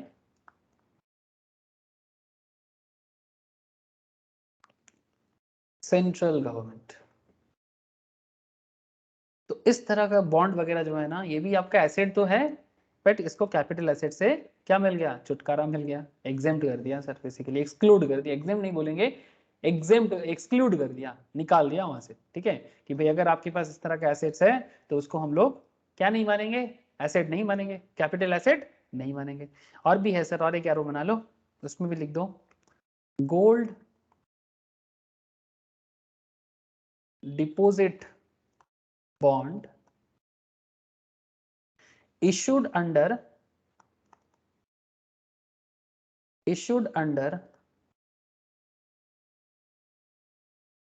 gold deposit scheme,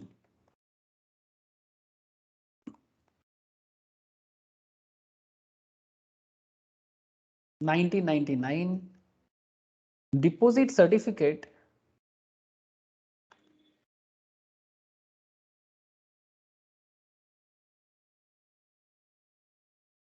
issued under gold monetization scheme, issued under gold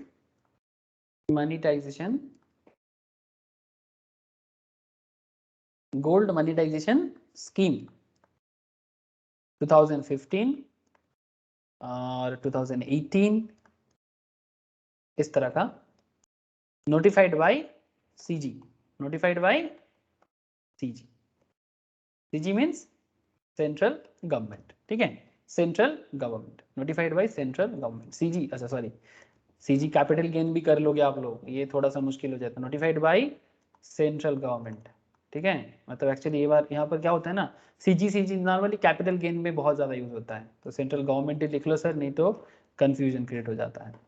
तो क्या निकल के आ गया सर कॉन्सेप्ट, हाँ दिखा दिया मैंने जो जो पॉइंट था एक्सक्लूजन में।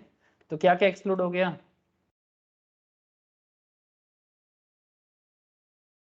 क्या क्या एक्सक्लूड हो गया sir, stock in trade, consumable store, raw material held for business or profession, ठीक है, जो नॉर्मली एनी एसेट है, नॉर्मली एनी एसेट को हम लोग कैपिटल एसेट बोल सकते हैं, बट एक्सक्लूड कर दिया, स्टॉक इन ट्रेड को एक्सक्लूड कर दिया, कंज्यूमेबल स्टोर को एक्सक्लूड कर दिया, raw material held for business and profession को एक्सक्लूड कर दिया, ठीक है। अच्छा पर्सनल इफेक्ट्स जो है, पर्सनल इफेक्ट्स जो है, पर्सनल इफेक्ट्स नॉर्मली क्या है, कैपिटल एसेट नहीं है, जैसे कि movable property including wearing apparel, ठीक है, पहनने वाले कुछ एसेट्स टाइप का, अगर वो अपैरल के अंदर है, जूता के अंदर, साड़ी के अंदर, कपड़ा के अंदर, ठीक है, शर्ट्स के अंदर, ठीक है, तो movable property including wearing apparel and furniture held for personal use by the SSE और हिज फैमिली, तो that is not a capital asset, but exclude कर दिया पर्सनल इफेक्ट के अंदर, अगर ज्वेलरी है तो एसेट है, आर्कियोलॉजिकल कलेक्शन है एसेट्स है, ड्राइंग्स है एसेट्स है, पेंटिंग स्कल्पचर्स है एसेट्स है, एनी वर्क ऑफ आर्ट है एसेट्स है, this assets are capital assets as per section 2 subsection 14। इसके साथ साथ rural agricultural land capital asset नहीं है, मतलब अगर आपका गांव का जमीन है उसको बेच के जो गेन करोगे वो कैपिटल गेन नॉर्मली नहीं माना जाता, ठीक है। लेकिन उसका एक अलग कॉन्सेप्ट है सर, मैं आपको बताऊंगा कि गांव का जमीन एग्रीकल्चरल एसेट मतलब कैपिटल एसेट बन सकता है, इसके लिए आपको रूरल एग्रीकल्चरल लैंड का थोड़ा डिटेल समझना होगा, जो मुझे आपको बात करना है। 6.5% गोल्ड बॉन्ड 1977 का, 7% गोल्ड बॉन्ड 1980 का, नेशनल डिफेंस गोल्ड बॉन्ड 1980 का, स्पेशल बेरर बॉन्ड 1991 का, सेंट्रल गवर्नमेंट ने इशू किया था। अगर ऐसा एसेट में इन्वेस्टमेंट है तो कैपिटल एसेट नहीं है। Gold deposit bond issued under gold deposit scheme 1999, deposit certificate issued under gold monetisation scheme 2015-2018 notified by central government, ये भी कैपिटल एसेट नहीं है, ठीक है। तो बस ये लिस्ट आपको थोड़ा सा याद रखना पड़ेगा सर, कि कैपिटल गेन नॉर्मली क्या होता है, कैपिटल एसेट ट्रांसफर करने से ही कैपिटल गेन होता है एज पर सेक्शन 45। लेकिन कैपिटल एसेट क्या है इसके बारे में कहा गया है सेक्शन 2 सबसेक्शन 14 के अंदर, और कैपिटल एसेट क्या है इसका मैंने आपको पहले बता दिया, और उसके अंदर क्या एक्सक्लूड है वो भी मैंने आपको बता दिया, और एक्सक्लूजन का भी मतलब कुछ एक्सेप्शन है तो वो भी मैंने बता दिया। पर्सनल इफेक्ट्स एक्सक्लूड है, बट पर्सनल इफेक्ट के अंदर क्या क्या एक्सेप्शन है वो भी मैंने आपको बताया, ठीक है। तो याद रखिएगा ना सर। हेलो, समझ में आया? यस प्लीज बताओ सर, आ रहा है ना समझ में कि कैपिटल एसेट क्या है? इसीलिए मैं आपको बोला था कि अगर आपको कैपिटल गेन समझना है तो कैपिटल एसेट समझना पड़ेगा, कैपिटल एसेट समझना पड़ेगा, ट्रांसफर समझना पड़ेगा, होल्डिंग पीरियड समझना पड़ेगा, ठीक है। तो चलो ऐसे ही आगे बढ़ते हैं, थोड़ा और चीजें लिखना है, बहुत सारा बातें करना है सर, बातें तो खत्म ही नहीं हो सकता, ऐसा बात है सर, इतना सारा बात करना है कि खत्म नहीं कर सकते। अच्छा, अब आप लोग एक काम करो सर, थोड़ा होल्डिंग पीरियड लिख दो, ठीक है, फिर मैं आपको ट्रांसफर बताऊंगा, फिर आपको मैं रेट बताऊंगा, ठीक है। चलो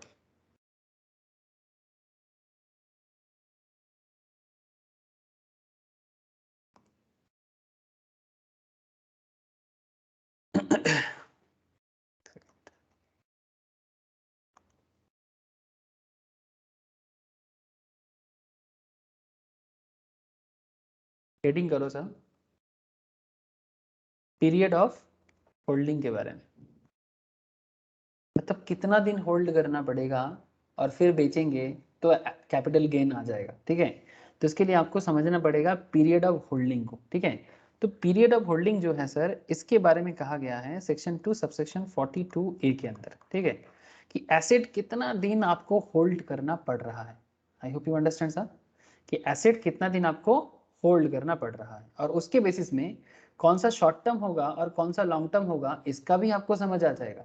ये जो शॉर्ट टर्म लॉन्ग टर्म है ना सर, कि ये एसेट मेरा शॉर्ट टर्म में है, वो एसेट मेरा लॉन्ग टर्म में है, इसका जो चक्कर है ना, ये चक्कर आपको यहाँ समझ में आ जाएगा। तो चलो लिखते हैं, पीरियड ऑफ होल्डिंग के हिसाब से ये सब कुछ वाइटल इंफॉर्मेशन है जो आपको कैपिटल गेन को समझने के लिए एकदम प्राइमरी लेवल पे ही क्लियर कट हो जाना चाहिए। अच्छा ऐसे दो चीज होते हैं sir, short term capital assets and long term capital assets, okay sir. तो short term capital assets and long term capital assets, तो शॉर्ट टर्म को ऐसे शॉर्ट में लिखेंगे STCA, ठीक है, STCA short term capital assets, आप चाहो तो फुल फॉर्म लिख सकते हो, ठीक है। If held for less than equals to 12 months, कुछ एसेट्स हैं, अगर आप एसेट्स को 12 महीने से कम दिनों के लिए होल्ड करते हो तो उसको शॉर्ट टर्म कैपिटल एसेट कहना, ठीक है। 12 मंथ से कम या 12 months, less than equals to 12 months, if held for less than equals to 12 months, तो आप उसको क्या कहोगे, STCA short term capital assets. Sir ये शॉर्ट टर्म लॉन्ग टर्म जानना जरूरी है सर, बहुत जरूरी है, because short term long term पे टैक्स रेट चेंज हो जाता है, ठीक है, तो बहुत जरूरी है जानना। तो अगर शॉर्ट टर्म, अच्छा लेकिन अब बात है सर कौन से एसेट का बात कर रहे हैं आप, ठीक है, किस किस एसेट्स के बारे में बात कर रहे हैं, तो चलो देखते हैं किस किस एसेट्स के बारे में बात कर रहे हैं सर। जैसे मानो बुलेट दे के लिखो, सिक्योरिटी other than unit, ये यूनिट लाइक म्यूचुअल फंड वगैरह जो होता है ना, यूनिट स्कीम, ठीक है, तो म्यूचुअल फंड में यूनिट वगैरह होता है, तो इस तरह का जो भी फंड यूनिट वगैरह होता है उसको छोड़ के, ठीक है। तो security other than unit listed in recognised stock exchange. Sir हमारे इंडिया में कितना रिकॉग्नाइज्ड स्टॉक एक्सचेंज है? BSE NSE और एक है sir, Kolkata. Thank you sir. Kolkata में ऑनलाइन ट्रेड नहीं होता, but Kolkata is also active recognise मतलब स्टॉक एक्सचेंज सर, ठीक है, active stock exchange. BSE and Calcutta stock exchange. आप चाहो तो सेबी के साइट में जाके वेरीफाई कर सकते हैं।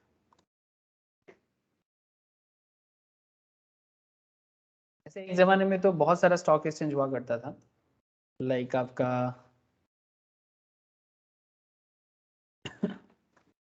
Kanpur stock exchange, Bengaluru stock exchange, ठीक है, अहमदाबाद स्टॉक एक्सचेंज, बहुत सारा स्टॉक एक्सचेंज एक जमाने में हुआ मद्रास करता स्टॉक एक्सचेंज। था, मद्रास स्टॉक एक्सचेंज, ठीक है। तो लेकिन अभी बाकी सब स्टॉक एक्सचेंज का जो एरिया ऑफ वर्क है उसको ये कर दिया गया, मतलब अभी तक के लिए उसको बंद कर दिया गया और थोड़ा सा सेंट्रलाइज कर दिया गया, कुछ एरिया में ही इसको काम किया जा रहा है। जैसे ये देखो सर, ऐसे और भी है, मैं आपको बस लिस्ट के लिए आ गया, details of stock exchange SEBI के साइड में आ गया सर, ठीक है। BSE लिमिटेड, ठीक है, BSE है, क्या क्या करता है देखो, रिकॉग्निशन परमानेंट है इसका, equity derivative, currency derivative, interest rate derivative, commodity derivative, डेब्ट, ठीक है, ये सब चीज़ों का इनके पास एक्सचेंज में डीलिंग होते हैं। कलकत्ता स्टॉक एक्सचेंज दिखाई दे रहा है, recognition valid up Yes, to sir. Permanent, ठीक है ये देखो सर, वैलिड अप टू क्या करके रखा है, परमानेंट करके रखा है, लेकिन सर सेगमेंट परमिटेड कुछ नहीं है, लेकिन स्टॉक एक्सचेंज इनवैलिड मतलब इसको बंद नहीं किया गया है, ठीक है। अच्छा, इसके अलावा NSE तो आपको दिख ही जाएगा अभी, तो BSE हो गया, CSE हो गया, अच्छा, इंडियन इंटरनेशनल एक्सचेंज, ठीक है, INX के नाम से चलता है, ये भी equity derivative, index derivative, single stock derivative, commodity, currency, डेब्ट में काम करते हैं। इंडियन कमोडिटी एक्सचेंज, ठीक है, जो कमोडिटी का जो ट्रेडिंग होता है ना, जिसको कमोडिटी मार्केट बोलते हैं, उसके लिए कमोडिटी डेरिवेटिव होता है, ठीक है, ये भी मुंबई में ही इसका हेडक्वार्टर है, ICX इंडिया के नाम से चलता है। मेट्रोपॉलिटन स्टॉक एक्सचेंज, ठीक है, this is also in Mumbai, ठीक है, मेट्रोपॉलिटन स्टॉक एक्सचेंज ये भी है, that is equity derivative, currency derivative, ये भी सितंबर 15 2022 तक इसका वैलिड मतलब वैलिडिटी अभी भी रखा गया है। अच्छा, इंटरनेशनल का है, अच्छा इसका परमानेंट वैलिडिटी खत्म हो गया बोल रहे हैं, 28 दिसंबर तक था ऐसा बोला जा रहा है। अच्छा, नेशनल कमोडिटी एंड डेरिवेटिव, ठीक है, ये भी परमानेंट है, कमोडिटी डेरिवेटिव में काम करते हैं। नेशनल स्टॉक एक्सचेंज एकदम सर बिल्कुल परमानेंट है और बहुत ज़्यादा काम होता है इसका, ठीक है, नेशनल स्टॉक एक्सचेंज का। Equity derivative, currency derivative, including interest rate, commodity derivative, डेब्ट, ठीक है, ये सब चीज़ों को ऊपर पूरा एक्सचेंज चलता है इनका। इसके अलावा NSE IFSC international financial service centre का डेरिवेटिव मतलब पूरा एक्सचेंज का काम करते हैं। IFSC क्या है मैंने आप लोगों को क्लास में डिस्कस करके रखा, ठीक है, ये देखो ये भी बॉम्बे में है, नहीं सॉरी ये गुजरात में है, sorry, international financial service centre तो गांधीनगर में बना है ना सर, बोला था आप लोगों को क्लास में, ये जो लोग BP का क्लास कर रहे थे वहां पर IFSC बार बार आ रहा था, तो मैंने एक IFSC के ऊपर ही अलग से बोल दिया कि भाई जान लो IFSC क्या है, सुन सुन के तंग तंग हो चुके हो आप लोग, ठीक है। तो ये आपका गुजरात गांधीनगर में है, मई 28 2021 तक इसका वैलिडिटी बोला गया था, आई डोंट नो अभी इसका क्या किया है, लेकिन इसका भी equity derivative, currency derivative, commodity derivative, डेब्ट सिक्योरिटीज, मसाला बॉन्ड्स, ये सब के ऊपर इनका बेसिकली इसका फोकस एरिया था। तो I hope you understand recognise stock exchange in India under SEBI क्या क्या है अभी, ठीक है। क्या सर समझ में आ रहा है कि नहीं आ रहा है, बोलो सर। एक चीज बोलते हो और उसके रिलेटेड हजारों चीज दिखाते रहते हो ना, कभी कभी दिमाग घूम जाता है सर। मेरा मन तो करता है कि आपको सारा चीज दिखाऊं, बस 24 घंटा की जगह अगर 48 घंटे में दिन होता तो मजा आ जाता, फिर भी कोशिश करते रहते हैं। अच्छा, तो listed security other than unit listed in recognised stock exchange, ठीक है। अच्छा, next is unit of equity oriented fund,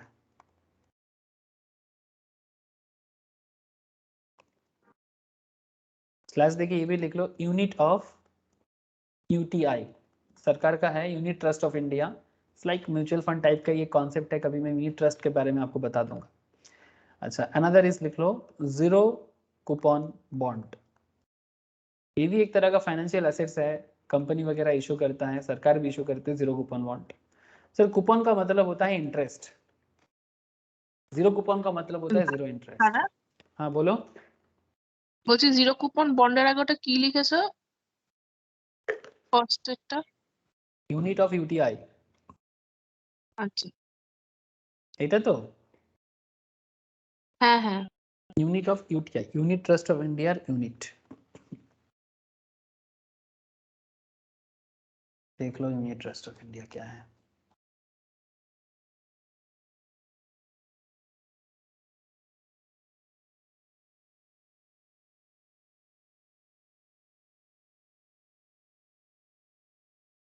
UTI mutual fund, ठीक है, एक तरह का म्यूचुअल फंड यूनिटी है, ठीक है, इसी का एक पार्ट एक टाइम पे एक्सिस बैंक बनाया गया था उसी से, ठीक है। ठीक है, इसके बारे में चर्चा बाद में करेंगे सर आप लोगों से, बहुत सारा चीज अभी भी बताना है। तो जीरो कूपन बॉन्ड क्या है sir? Zero coupon bond in simple bond है जिसमें इंटरेस्ट नहीं होता। तो फिर कैसे चलता है सर? अगर मानो बॉन्ड का वैल्यू 100 रुपीज है, रुपीज 100 का बॉन्ड है एक्चुअल में, मतलब ये इसका पार वैल्यू है, लेकिन जब आपको इशू किया जाएगा तो डिस्काउंट में इशू करेगा, ठीक है, डिस्काउंट में इशू करेगा। से फॉर एग्जांपल आपको पर बॉन्ड 90 का 90 पार बॉन्ड आपको इशू कर दिया, ठीक है, ऐसा होता है। तो 10% क्या हो गया? डिस्काउंट, इंटरेस्ट नहीं देता है, 90 में इशू करेगा, 100 में रिडीम करेगा। तो ऐसे बोलते हैं जीरो कूपन बॉन्ड क्या होता है? Issued at discount and redeem at par. बात समझ गए sir? Issued at discount and redeemed at par, लिख के रख सकते हो, ठीक है। अगर भूल जाओगे कि क्या है जीरो कूपन बॉन्ड तो लिख लो साइड में, issued at discount and redeem at par. Interest नहीं होता, कूपन जो होता है ना वो कूपन मतलब इंटरेस्ट वो नहीं होता, ठीक है। तो ये बेसिकली जीरो कूपन बॉन्ड होता है। तो अगर आपके पास इस तरह का एसेट्स है, अगर आपके पास इस तरह का एसेट्स है, अगर आप लोग डिवेंचर बॉन्ड का डिटेल्स देखना चाहते हो तो आप एनएसी बॉन्ड में जा सकते हो, एनएसी बीएससी बॉन्ड में जाके आप एनएसी बॉन्ड मार्केट में जाके ना पूरा डिटेल्स चेक कर सकते हो, ठीक है, डेब्ट सेगमेंट बोल के, ठीक है, जिसके अंदर आपको एनएसी का न्यू साइट में ज्यादा अच्छा दिखता है, एनएसी बॉन्ड मार्केट।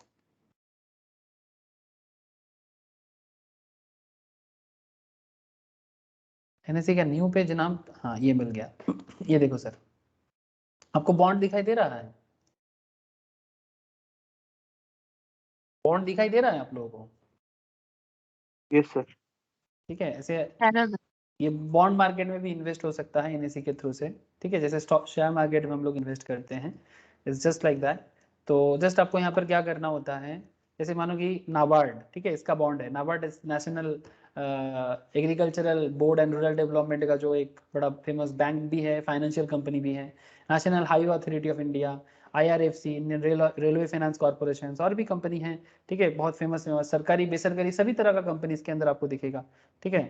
ये देखो हटको है, आईआईएफएल है, एनएचआईए है, ठीक है, इंडिया बुल हाउसिंग फाइनेंस है, बहुत सारे है, श्रीराम ट्रांसपोर्ट फाइनेंस है, मतलब यहाँ पर आपको धनी फाइनेंस बोल के भी एक है ना, वो भी है, इंडिया बुल हाउसिंग है। तो आपको यहाँ पर सरकारी बेसरकारी प्राइवेट मतलब गवर्नमेंट कंट्रोलिंग प्राइवेट कंट्रोलिंग हर तरह का कंपनी का बॉन्ड यहाँ पर देखने को मिलेगा। इसमें बॉन्ड के अंदर आपको देखिएगा बॉन्ड टाइप रेगुलर मतलब जो टैक्स फ्री नहीं होता, ठीक है, और एक होता है सर टैक्स फ्री होते हैं, तो उसमें आप लोग देखिएगा यहाँ पर लिखा रहता है, ठीक है, रेगुलर होता है और एक होता है सर, ज्यादातर रेगुलर ही दिख रहा है, अभी टैक्स फ्री मुझे दिखाई नहीं दे रहा है, बहुत सारे केस में आपको टैक्स फ्री भी दिखाई देगा, ठीक है। और ये देखो यहाँ पर आपको दिखेगा कूपन रेट, मतलब किस बॉन्ड में क्या कूपन इंटरेस्ट चल रहा है। तो देखो यहाँ पर आपको नाबार्ड में नीचे में 8.75% कूपन रेट चल रहा है, ठीक है, फेस वैल्यू 1000 का है, लास्ट अभी दाम मार्केट में चल रहा है 1397 करके, ठीक है, लास्ट दिन ये भी मार्केट में ट्रेड होता है, ठीक है, मार्केट में ट्रेडेड बॉन्ड है ये सब, ठीक है। यहाँ पर क्रेडिट रेटिंग कंपनीज ने क्रेडिट रेटिंग भी देके रखा है सर, ठीक है, रेटिंग मतलब ये रेटिंग एजेंसीज होते हैं जिससे समझ में आता है कि कौन सा बॉन्ड का परफॉर्मेंस कैसा चल रहा है, बिकॉज मार्केट में है ना।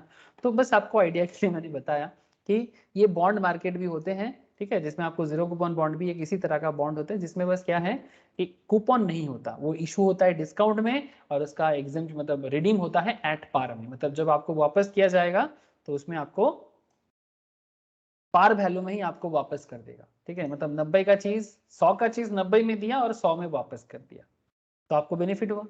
तो खेल क्या बना सर, कॉन्सेप्ट क्या था पूरा खेल का? कॉन्सेप्ट ये था कि ये जो STCA का बात मैं कर रहा तब से, होल्डिंग पीरियड के बेसिस में, ये STCA होल्डिंग पीरियड के बेसिस में जो एसेट्स आप 12 महीने से कम दिनों के लिए होल्ड कर रहे हो, ठीक है, 12 मंथ्स मतलब less than equals to 12 months, जिसमें आ जाता है security other than unit listed in recognised stock exchange, ठीक है, इसको छोड़ के जो भी सिक्योरिटी है रिकॉग्नाइज्ड स्टॉक एक्सचेंज में लिस्टेड छोड़ के, ठीक है, अदर देन यूनिट, अच्छा security other than unit, okay, जो स्टॉक एक्सचेंज में लिस्टेड है, ऐसा सिक्योरिटी मतलब शेयर्स वगैरह आ जाएगा, जो 12 महीने से कम का होल्डिंग है तो हो जाएगा STCA, मतलब शेयर वगैरह जो है वो अगर आप 1 साल से कम टाइम होल्ड करते हो और मार्केट में इन्वेस्ट कर देते हो, सॉरी गेन कर ले सेल करके गेन कर लेते हो, वैसा वाला ये हो गया आपका इक्विटी ओरिएंटेड फंड, ठीक है, equity oriented fund, unit of equity oriented fund and unit of UTI, इस तरह का जो भी है, जीरो कूपन बॉन्ड अगर कुछ है तो ऐसा एसेट्स अगर आपके पास है और अगर आप 1 साल मतलब 12 महीने या उससे कम टाइम के लिए होल्डिंग है तो वो STCA कहलाएगा। ओके सर, चलो नेक्स्ट लिखो सर LTCA, सर ये कौन हो गया सर? बड़ा भाई, ठीक है, long term capital assets. Sir long term assets capital assets कब बोलेंगे सर? सेम कॉन्सेप्ट है, if held for greater then 12 months, अगर कोई एसेट्स आप 12 महीने से ज्यादा टाइम के लिए होल्ड करते हो, ठीक है, तो वो हो जाएगा लॉन्ग टर्म, मतलब सॉरी मेरा लिखने का जगह थोड़ा गलत हो गया, एक्चुअली यहीं पर हो जाएगा सेम एसेट, यही एसेट जो एसेट में अभी हम लोगों ने लिखा, सेम एसेट अगर ये आप लंबा समय के लिए होल्ड करते हो, if held for greater then 12 months, ठीक है, सेम एसेट्स अगर 12 महीने से ज्यादा होल्ड करते हो तो लॉन्ग टर्म कैपिटल एसेट कहलाएगा, बस और कुछ नहीं। अच्छा नेक्स्ट लिखिए STCA, फिर से short term capital assets, but इस बार होल्डिंग पीरियड थोड़ा अलग है, if held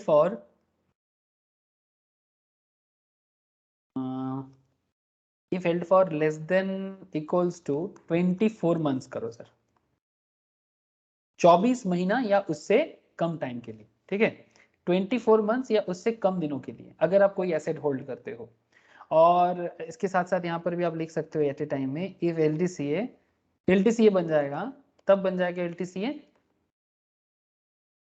if held for greater then 24 months, ठीक है, अगर 24 महीने से ज्यादा दिनों के लिए होल्डिंग है। लेकिन अब सवाल है सर ये कौन सा एसेट का बात कर रहे हैं हम, है ना सर? इसमें आ जाएगा अनलिस्टेड शेयर।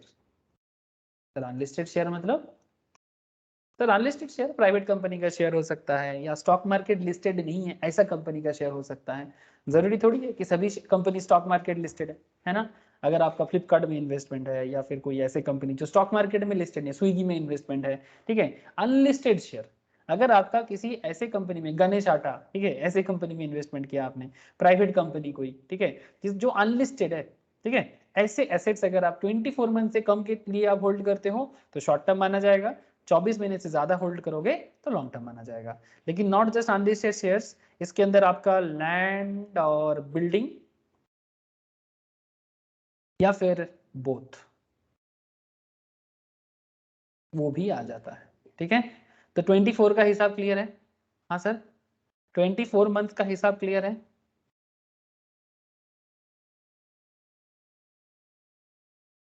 बोलो सर बोलो।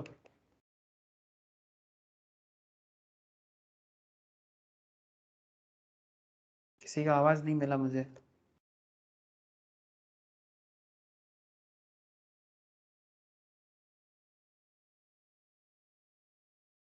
STCA कोई है क्या?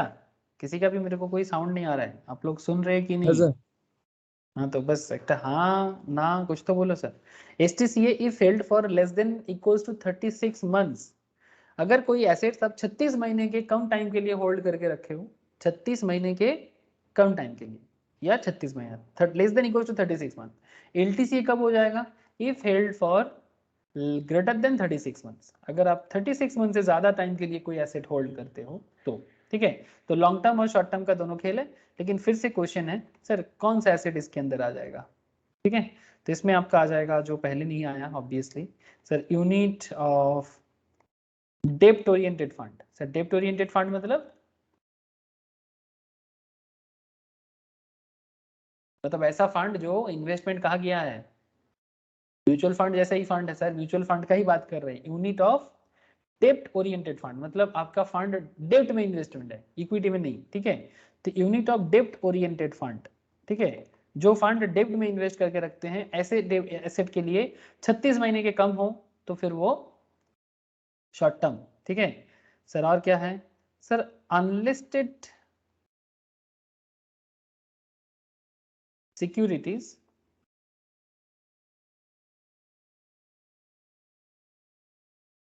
Other than share, other than share, ये क्या है sir, unlisted securities other than share. मतलब अभी मैंने आपको बोला ना ये वाला पॉइंट में अनलिस्टेड शेयर के बारे में बोला, बट इसमें शेयर छोड़ के और भी सिक्योरिटीज होता है, लाइक डेब्ट होता है, बॉन्ड होता है, डिवेंचर होता है, ठीक है, प्रेफरेंस शेयर्स वगैरह हो सकता है। तो जो अनलिस्टेड है, जो शेयर मार्केट में लिस्टेड नहीं है, कोई ऐसा सिक्योरिटीज, ठीक है, जिसमें डिवेंचर बॉन्ड वगैरह आ जाएगा, ठीक है, ऐसा सिक्योरिटीज उसके बारे में बोला जा रहा है। अगर 36 महीने से कम है तो शॉर्ट टर्म, 36 से ज्यादा है तो लॉन्ग टर्म। और एक पॉइंट इसके अंदर जोड़ दो, अदर कैपिटल एसेट, जो कहीं नहीं आया वो यहां आ जाएगा। अदर कैपिटल एसेट कोई भी दूसरा जो इसके ऊपर जितना सारे एसेट्स के बारे में बात किए हैं वो इसके अंदर नहीं था, तो कोई भी अदर कैपिटल एसेट अगर होल्डिंग 36 महीने से कम है तो शॉर्ट टर्म, 36 से ज्यादा है तो लॉन्ग टर्म। तो ये था सेक्शन 2 सबसेक्शन 42A की कहानी। बोलो सर, सेक्शन 2 सबसेक्शन 42A की कहानी, पीरियड ऑफ होल्डिंग, मतलब एसेट्स के होल्डिंग का अलग अलग हिसाब है कि कौन सा एसेट कितना दिन होल्ड करोगे तो शॉर्ट टर्म कहलाएगा या लॉन्ग टर्म कहलाएगा।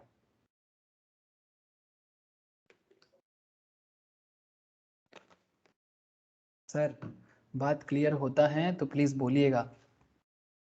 हाँ सर। हाँ सर, यस सर। क्या, यस सर। ठीक है सर, चलो फिर आगे बढ़ते हैं।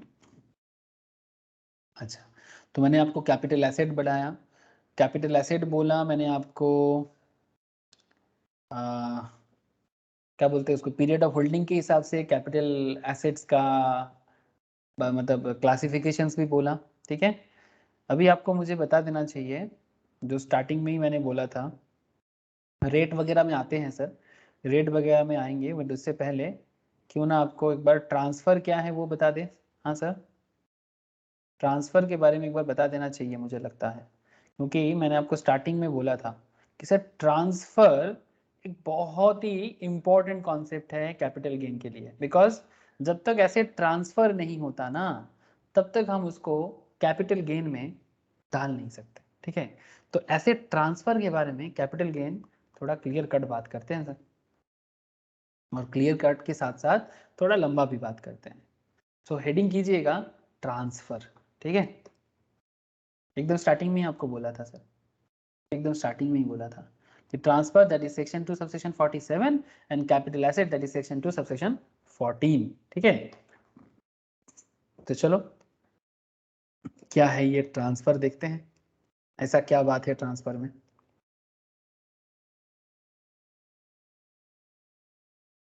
तो ट्रांसफर में लिखिए सेक्शन 2 सबसेक्शन 47, ठीक है।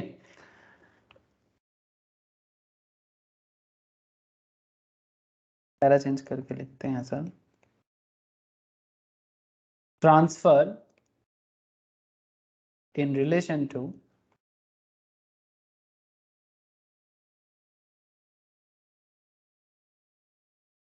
a capital asset. Transfer in relation to a capital asset includes the following type of transactions, includes the following types of transaction.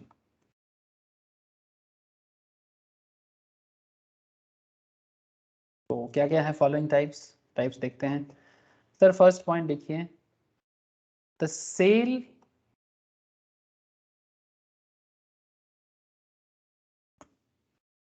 Exchange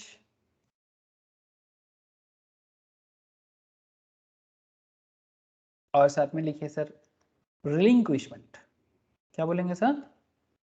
रिलिंक्विशमेंट, RELIN, sorry, RELINQUISHMENT, रिलिंक्विशमेंट। ठीक है, इसका मतलब होता है त्याग देना। ठीक है, त्याग देना मतलब आज मेरा है जो मैं आपको दे दिया, जो आज आपका है कब किसी और को दे दिया, मतलब सर लेकिन बदले में कुछ पैसा लिया ऑब्वियसली। रिलिंक्विश मतलब अधिकार छोड़ देना एक तरह का। ठीक है, तो रिलिंक्विशमेंट ऑफ द एसेट्स। तो जब हम कोई एसेट्स को सेल करते हैं, एक्सचेंज करते हैं, एक्सचेंज में क्या होता है, आप लोग मोबाइल फोन वगैरह खरीदते हो ना एक्सचेंज करके। अरे एक्सचेंज का तो आइडिया है? Yes sir. जैसे मोबाइल एक्सचेंज का बड़ा पॉपुलर कॉन्सेप्ट है आजकल, मोबाइल एक्सचेंज ऑफर। हाँ, ऐसे मोबाइल पर्सनल इफेक्ट्स में आ जाता है, पर फिर भी एक्सचेंज ऑफर तो पता ही है आप लोगों को कि एक्सचेंज में क्या करते हैं कि पुराना मोबाइल दो और न्यू मोबाइल लेके जाओ, ऐसे करते हैं ना।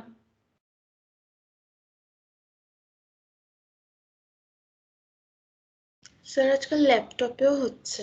हाँ, लैपटॉप में भी होता है ऑब्वियसली, लैपटॉप में भी होता है। जैसे इसमें कोई एक्सचेंज ऑफर दिख रहा है क्या?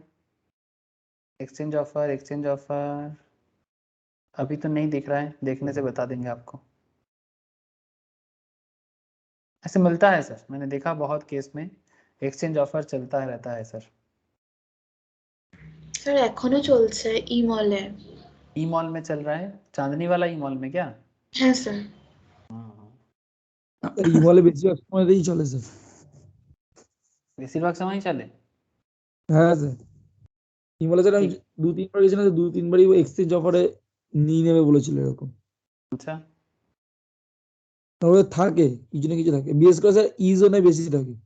ई जोन में बेसी থাকে। ओके, ইমলের ই জোন যেটা আছে থার্ড ফ্লোরে, ওটাতেই বেশি করে।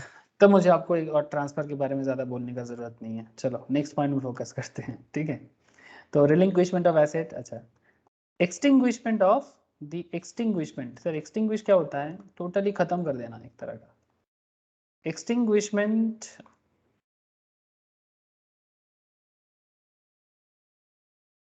Of any rights therein, of any rights. जैसे क्या होता है ना, किसी किसी चीज़ों में हमारा क्या होता है ना, अधिकार होते हैं, जैसे कॉपीराइट वगैरह ऐसे होता है ना, या फिर रॉयल्टी राइट्स। ठीक है, कि इस चीज़ में मेरा कॉपीराइट है, इस चीज़ में मेरा पेटेंट बना हुआ है।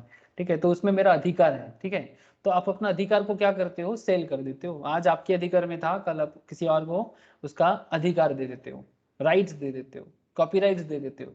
तो अगर जैसे मानो कि किसी ने किताब लिखा, फिर वो किसी पब्लिशर को बोला कि भाई, पब्लिशर ने उसको बोला कि भाई अब मेरा किताब में मूवी बनाएगा, तो अगर आपका किताब में कोई मूवी बनाएगा तो उसका कॉपीराइट आपको देना पड़ेगा ना उसको। हाँ सर, आपका जो भी स्टोरी है, उस स्टोरी में अगर कोई मूवी बनाना चाहता है या कोई भी डॉक्यूमेंट्री बनाना चाहता है, जो भी करे, आपको उसका राइट देना पड़ेगा ना। तो बदले में आपको एक लमसम अमाउंट मिलता होगा। हाँ सर, तो वो भी तो एक तरह का एसेट्स गेन हो गया ना, कैपिटल गेन तरह का। तो इसीलिए एक्सटिंग्विशमेंट ऑफ एनी राइट्स। ठीक है, आप अपना किसी चीज पे अपना अधिकार को पूरा पूरी छोड़ते हो। ठीक है, या फिर जब कोई लेखक, ठीक है, अपना किताब पब्लिशर को दे देता है और पब्लिशर क्या बोलता है, ठीक है भाई इतना अमाउंट लो और अभी ये किताब हमारा हो गया।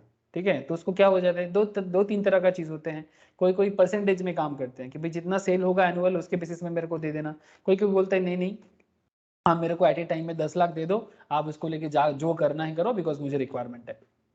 तो डिपेंड करता है राइट कैसे छोड़ सकते हैं। तो इसको बोलते हैं एक्सटिंग्विशमेंट ऑफ एनी राइट्स। आप ऐसे लिख सकते हो, कंप्लीट डिस्ट्रक्शन भी बोल सकते हो आप इसको। ठीक है, मतलब पूरा डिस्ट्रॉय कर देना एसेट को अपने लिए, कंप्लीट डिस्ट्रॉय या डिस्ट्रक्शन। ठीक है, इट्स लाइक दैट, एसेट को कंप्लीटली डिस्ट्रॉय कर दिया, अपना राइट को छोड़ दिया और उस एसेट्स पे गेन हो गया जो भी हो। ठीक है, अच्छा पॉइंट नंबर 3 में लिखना, compulsory acquisition. The compulsory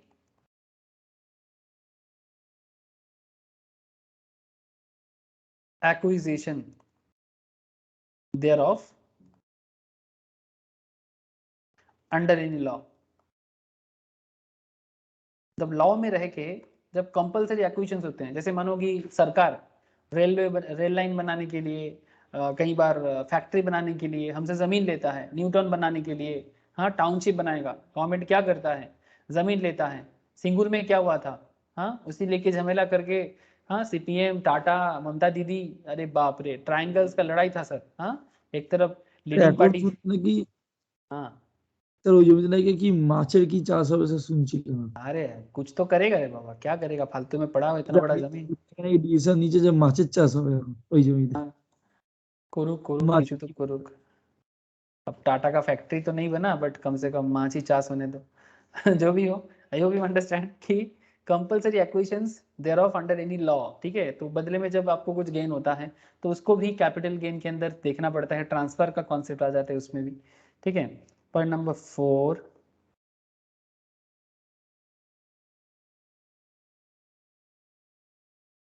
the owner of capital asset, the owner of a capital asset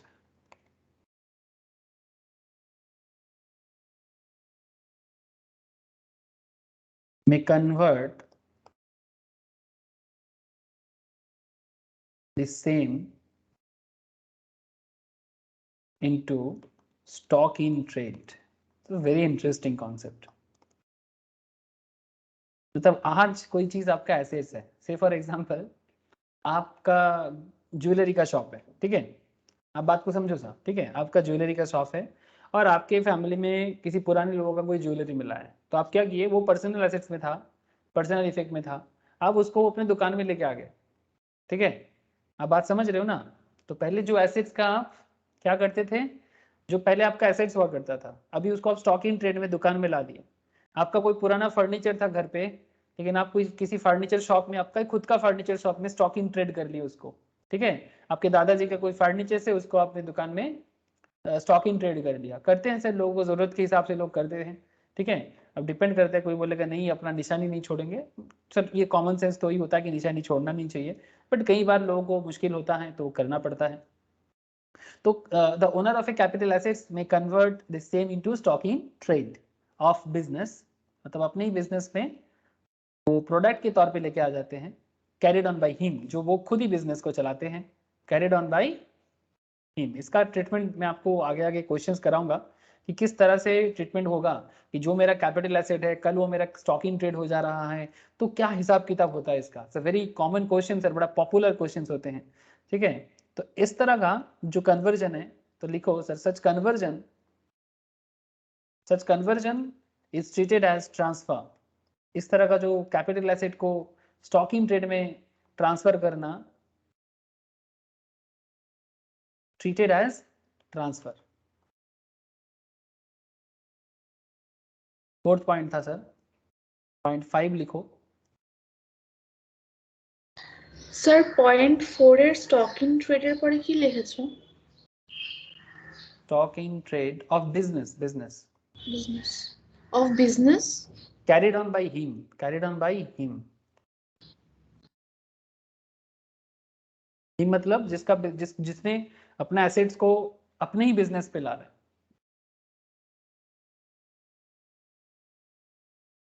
such conversion is treated as transfer, ठीक है। फिफ्थ पॉइंट में आ जाओ सर, फिफ्थ पॉइंट में आ जाओ। द मैच्योरिटी और redemption of A zero coupon bond. मैं आपको पहले भी बोला था, जीरो कूपन बॉन्ड का क्या खेल है, issued at discount and redeemed at par. तो इस तरह का जीरो कूपन बॉन्ड जैसे जो भी चीजें होते हैं ना, मैच्योरिटी में जो इसका रिडेम्पशन होता है इसको भी ट्रांसफर माना जाता है, और कैपिटल गेन का कैपिटल एसेट का कॉन्सेप्ट में आ जाता है। And another point is part 6। Part 6 जो है सर, मतलब पॉइंट 6, सॉरी ऐसे लिख दो, एंड तो ऐसे लिख के आया, पार्ट परफॉर्मेंस। क्या लिखोगे sir, part performance, part part performance of the contract. Sometimes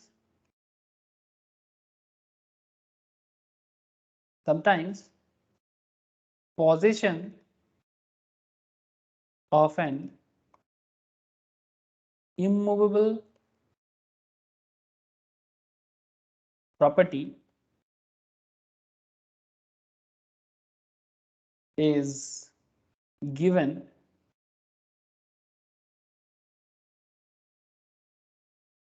in consideration of part performance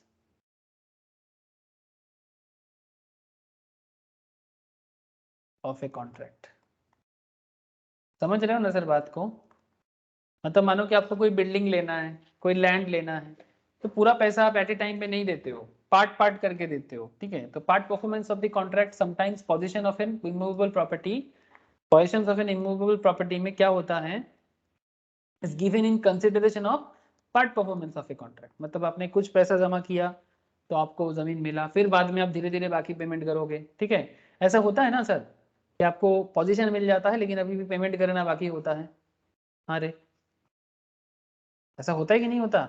जमीन पे, फ्लैट पे पूरा अमाउंट जमा करने से पहले भी आजकल लोन इशू कर देते हैं, बट एक सर्टेन अमाउंट जमा करके आपको पोजीशन मिल जाता है, ये सर नो? बोलो सर, ऐसा रियल में होता है कि नहीं होता? Yes. तो एग्जैक्टली उसी मैटर पे बोला जा रहा है sir, part performance of the contract. तो ये भी एक तरह का ट्रांसफर माना जाता है, ठीक है? तो ये है ट्रांसफर का डिटेल्स, ठीक है? मतलब जिसको आपको समझना बहुत जरूरी है, क्योंकि जब आगे आगे क्वेश्चंस करेंगे ना, तो क्वेश्चंस में आपको इस तरह का कुछ भी एक दिखने को मिल सकता है। शायद वो एक्सचेंज हो जाए, शायद वो सेल हो जाए, शायद वो एक्सटिंग्विशमेंट हो जाए, शायद वो रिलिंक्विशमेंट हो जाए, चाहे वो कंपल्सरी एक्विजिशन ऑफ एसेट्स हो जाए, redemption of zero coupon bond हो जाए, या फिर पार्ट परफॉर्मेंस ऑफ कॉन्ट्रैक्ट हो जाए, ठीक है? आपको समझना पड़ेगा कि उसमें क्योंकि वो ट्रांसफर है तो कैपिटल एसेट्स आ जाएगा उसके अंदर, ठीक है? और मतलब कैपिटल मतलब गेन होने के लिए बहुत जरूरी है, सेक्शन 45 क्लियर कट बताते हैं, एनी प्रॉफिट्स और gains arising from the transfer of capital asset. इसीलिए कैपिटल एसेट समझना बहुत जरूरी था एंड ट्रांसफर समझना बहुत जरूरी था, तभी हमें कैपिटल गेन समझ में आएगा, ठीक है? ये जो income under the head capital gain जो सेक्शन 45 से लेके 55 का जो एरिया डिस्कस किया है सर, ठीक है, ये तभी समझ में आएगा जब आप ट्रांसफर और कैपिटल एसेट्स को अच्छे से समझोगे।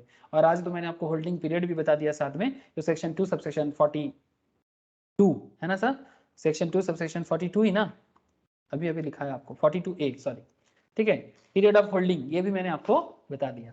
तो आज तो मैंने आपको काफी सारा बेसिक बातें किया, लेकिन अभी भी एक चीज मैंने आपको बोला था मैं लिखाऊंगा, प्लीज मुझे कल याद दिलाना। तो सर ऐसे मुझे याद रहेगा, अगर मैं कल लिखाया भी नहीं लेकिन मैं आपको बता दूंगा, ठीक है?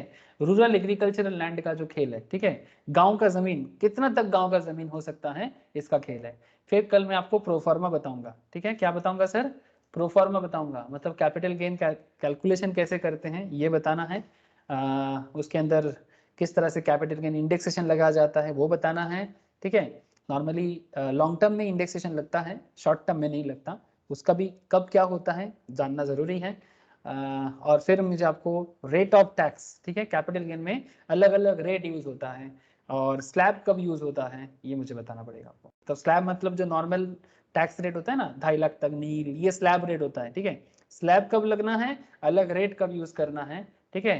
कब डिस्काउंटेड रेट लगता है, कब पूरा टैक्स लगता है, इसका भी थोड़ा बहुत इधर उधर खेल है, जो मेरा कल का चर्चा रहेगा सर, ठीक है? जितना आज कराया घर पे इसको गो थ्रू करो।